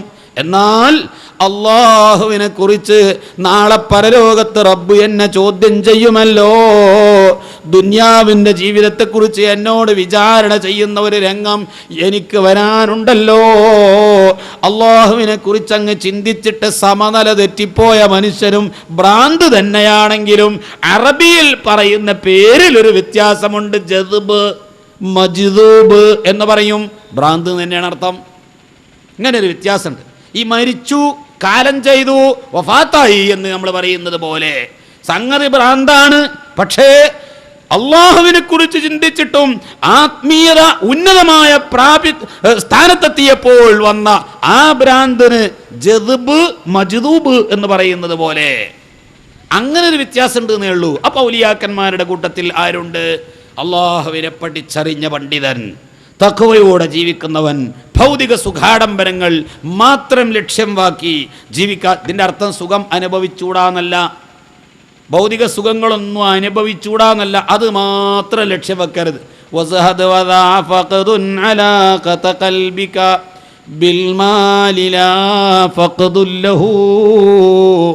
സ്വത്ത് ഇല്ലാതിരിക്കലല്ല, സമ്പത്ത് ഇല്ലാതിരിക്കലല്ല. ബഹുമാനപ്പെട്ട അശ്റത്തുൽ മുബശ്ശരീനിൽപ്പെട്ട സ്വർഗം കൊണ്ട് സന്തോഷ വാർത്ത അറിയിക്കപ്പെട്ട ഖുലഫാഉൽ അർബഅത്ത് കഴിഞ്ഞാൽ അഞ്ചാമതായി എണ്ണേണ്ടത് അബ്ദുറഹ്മാൻ ഇബ്നു ഔഫ് റളിയല്ലാഹു അൻഹുവിൻ്റെ പേരാണെന്ന് പണ്ഡിതന്മാർ ചർച്ച ചെയ്ത് തീരുമാനിച്ചിരിക്കുകയാണ്. പണ്ഡിതന്മാർക്കൊരു ചർച്ചയുണ്ട്. അഞ്ചാമത്തെ പേര് ആരുടേതാണ് എണ്ണേണ്ടത്? അബ്ദുറഹ്മാൻ ഇബ്നു ഔഫിൻ്റെ പേരാണ് പറയേണ്ടത്. ചിലർ പറഞ്ഞു സഅദ് റളിയല്ലാഹു അൻഹുവിൻ്റെ പേരാണ്. അല്ല, അബ്ദുറഹ്മാൻ ഇബ്നു ഔഫ് റളിയല്ലാഹു അൻഹുവിൻ്റെ പേരാണ് എണ്ണേണ്ടത്. എന്തേ? അബ്ദുറഹ്മാൻ ഇബ്നു ഔഫ് റളിയല്ലാഹു അൻഹു അത്രയും പ്രമുഖനാണ്. മരിക്കുന്ന സമയത്ത് കോടാനക്കോടി സ്വത്ത് ബാക്കി വെച്ചുകൊണ്ട് മരിച്ച മഹാനാണ്. നാളെ സ്വർഗത്തിൽ കടക്കുന്നതിൽ ലാസ്റ്റ് സ്വർഗത്തിൽ പോകുന്ന സ്വഹാബിയാണ്. അള്ളാഹു വിചാരണ ചെയ്ത് പൂർത്തിയാകില്ല, അപ്പോഴേക്ക് സർവ്വജനങ്ങളും സ്വർഗത്തിൽ കടന്നുപോയി. ലാസ്റ്റ് സ്വർഗത്തിൽ പോകുന്ന മനുഷ്യനാണ് അശ്റത്തുൽ മുബശ്ശരീങ്ങളിൽപ്പെട്ട അബ്ദുറഹ്മാൻ ഇബ്നു ഔഫ് റളിയല്ലാഹു അൻഹു. സുലൈമാൻ നബി അലൈഹിസ്സലാം ലോകം മുഴുവനും അടക്കി ഭരിച്ച രാജാവാണ്. സമ്പത്ത് ഇല്ലാതിരിക്കൽ നിബന്ധനയല്ല, സമ്പത്തേ ശരണമെന്ന ചിന്തയിൽ മാത്രം ജീവിക്കാൻ പാടില്ലെന്ന് മാത്രം. സ്വത്തുണ്ടായിക്കൂടാ എന്നില്ല. ഔലിയാക്കന്മാർക്ക് സ്വത്ത് തീരെ ഉണ്ടാകാൻ പാടില്ല എന്ന നിബന്ധനയുമില്ല. നമ്മുടെ മർമ്മപ്രധാനമായ ലക്ഷ്യം അതായിക്കൊണ്ട് അതിനു വേണ്ടി മാത്രം ഊർജം കളഞ്ഞ് ജീവിക്കുന്നവരാകരുത് എന്നേ ഉള്ളൂ. ചുരുക്കത്തിൽ സഹോദരന്മാരെ, ഔലിയാവിൻ്റെ കൂട്ടത്തിൽ മജ്ദൂബ് എന്നൊരു വിഭാഗമുണ്ട്. ഭ്രാന്തന്മാരാണ്. ബഹുമാന സ്വരത്തിലാണ് മജ്നൂന് എന്ന് പറയാതെ മജ്ദൂബ് എന്ന് പറയുന്നത്. അവർ ചിന്തിച്ച കാര്യം ആഖിറത്തെ പറ്റിയാണ്. അത് ചിന്തിച്ച് ഭ്രാന്ത് പിടിച്ചതിൻ്റെ പേരിൽ ഭ്രാന്തന്മാരായതുകൊണ്ട് നിസ്കരിക്കാതെ പോയതാണ്. അതിൻ്റെ പേരിൽ അവരെ കുറ്റം പറയരുത്, അവരെ ആക്ഷേപിക്കരുത്. അല്ലാഹു വെറുതെ വിടുകയില്ല. അള്ളാഹുവിൻ്റെ റസൂല് പറഞ്ഞിട്ടുണ്ട്, മുടി ജടക്കുത്തിയ എത്ര ആളുകളുണ്ട്? അഖ്ബറ, മണ്ണും പൊടിയും പുരണ്ടവർ. മുടി ജടക്കുത്തി മണ്ണും പൊടിയും പുരണ്ടവർ എന്ന് പറഞ്ഞാൽ അതിൻ്റെ അർത്ഥം സാധാരണ മനുഷ്യന്മാർ നടക്കും പോലെയല്ല. കുളിച്ച് വൃത്തിയായി മുടി ചീകി വെച്ച് ഫ്രഷായി നടക്കുന്നവരല്ല. അവരുടെ ചിന്ത ഏതോ ലോകത്താണ്. ജനങ്ങളെ മുമ്പിൽ ചെല്ലുമ്പോൾ ആളുകൾക്ക് കണ്ണിൽ പിടിക്കാത്തത് കൊണ്ട് ജനങ്ങൾ അവരോട് വെറുപ്പ് പ്രകടിപ്പിച്ചുകൊണ്ടോ മറ്റോ പോടാ എന്ന് പറഞ്ഞ് ആട്ടി ഓടിക്കുന്ന മനുഷ്യന്മാരുണ്ട്. ലൗ അഖ്സമ അലല്ലാഹി ലഅബറഹു, അള്ളാനെ വെച്ചിട്ടൊരു കാര്യം അവരങ്ങ് പറഞ്ഞാൽ നടന്നത് തന്നെ. അവരെങ്ങാനും അള്ളാനെ വിളിച്ചിട്ടൊരു കാര്യം അങ്ങ് പറഞ്ഞാൽ നടന്നത് തന്നെ. അള്ളാഹ് നടത്തി കൊടുക്കാൻ തീരുമാനിച്ചു. അല്ലാഹു സുബ്ഹാനഹു വ തആലാന്റെ അടിമകൾ അങ്ങനത്തെയും ചില ആളുകളുണ്ടെന്ന് അഷ്റഫുൽ ഖൽഖ് റസൂലുള്ളാഹി സ്വല്ലല്ലാഹു അലൈഹി വസല്ലമ തങ്ങൾ പഠിപ്പിച്ചില്ലേ?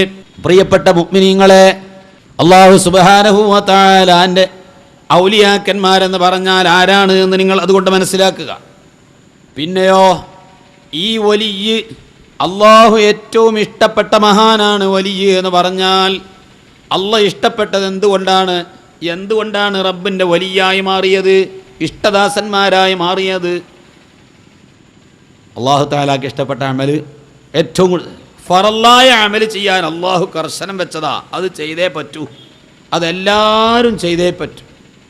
5 വഖത്ത് കൃത്യമായി നിസ്കരിക്കൽ, റമളാൻ മാസം മുഴുവനും നോമ്പ് നോൽക്കൽ, ജീവിതത്തിലൊരിക്കൽ നിർബന്ധമായി ഹജ്ജ് ചെയ്യൽ, സക്കാത്ത് കൊടുക്കൽ, വർഷാവർഷം സക്കാത്ത് കൊടുക്കൽ, ഇതെല്ലാവർക്കും അള്ളാഹു നിബന്ധന പ്രകാരം വെച്ചതാണ്.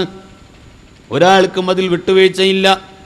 വലിയനും വിട്ടുവീഴ്ചയില്ല, സാധാരണക്കാരനും വിട്ടുവീഴ്ചയില്ല, അഷ്റഫുൽ ഖൽഖ് തങ്ങൾക്ക് പോലും വിട്ടുവീഴ്ച ഉണ്ടായിട്ടില്ല.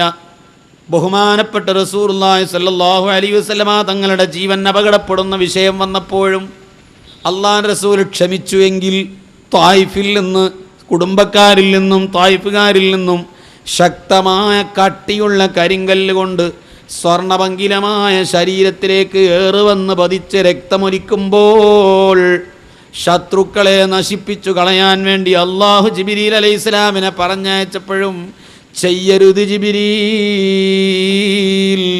അവർക്ക് മാപ്പ് കൊടുത്തേക്കണമെന്ന് പറഞ്ഞ അഷ്റഫുൽ ഖൽഖ് തങ്ങളതാ ഒരിക്കൽ യുദ്ധം കഴിഞ്ഞ് മദീന ലക്ഷ്യം വെച്ച് വരുന്നു. മദീനത്തെത്തിയിട്ട് വേണം നിസ്കരിക്കാൻ. ധൃതി പിടിച്ച് മദീനത്തേക്ക് വരികയാണ്. ആ മദീന വരവിനെ തടസ്സപ്പെടുത്തിക്കൊണ്ട് ശത്രുക്കൾ മുമ്പിൽ വന്ന് തടസ്സം നിന്നു. ശരീരം തൊട്ടിട്ടില്ല, നബിതങ്ങളെ ദേഹത്തിൽ അവർ പരിക്കേൽപ്പിച്ചിട്ടില്ല, ചീത്ത പറഞ്ഞ് കൂക്ക് വിളിച്ചിട്ടില്ല. മുന്നോട്ടുള്ള നടത്തത്തെ തടസ്സപ്പെടുത്തി നിസ്കാരമങ്ങ് ഖളാക്കിയപ്പോൾ അള്ളാഹുവിൻ്റെ റസൂല് പ്രതികൂലമായി പ്രാർത്ഥിച്ചു, അവരുടെ ഖബറുകൾ തീയാൽ നിറക്കട്ടെ എന്ന് റസൂലുള്ളാഹി ദുആ ചെയ്തു.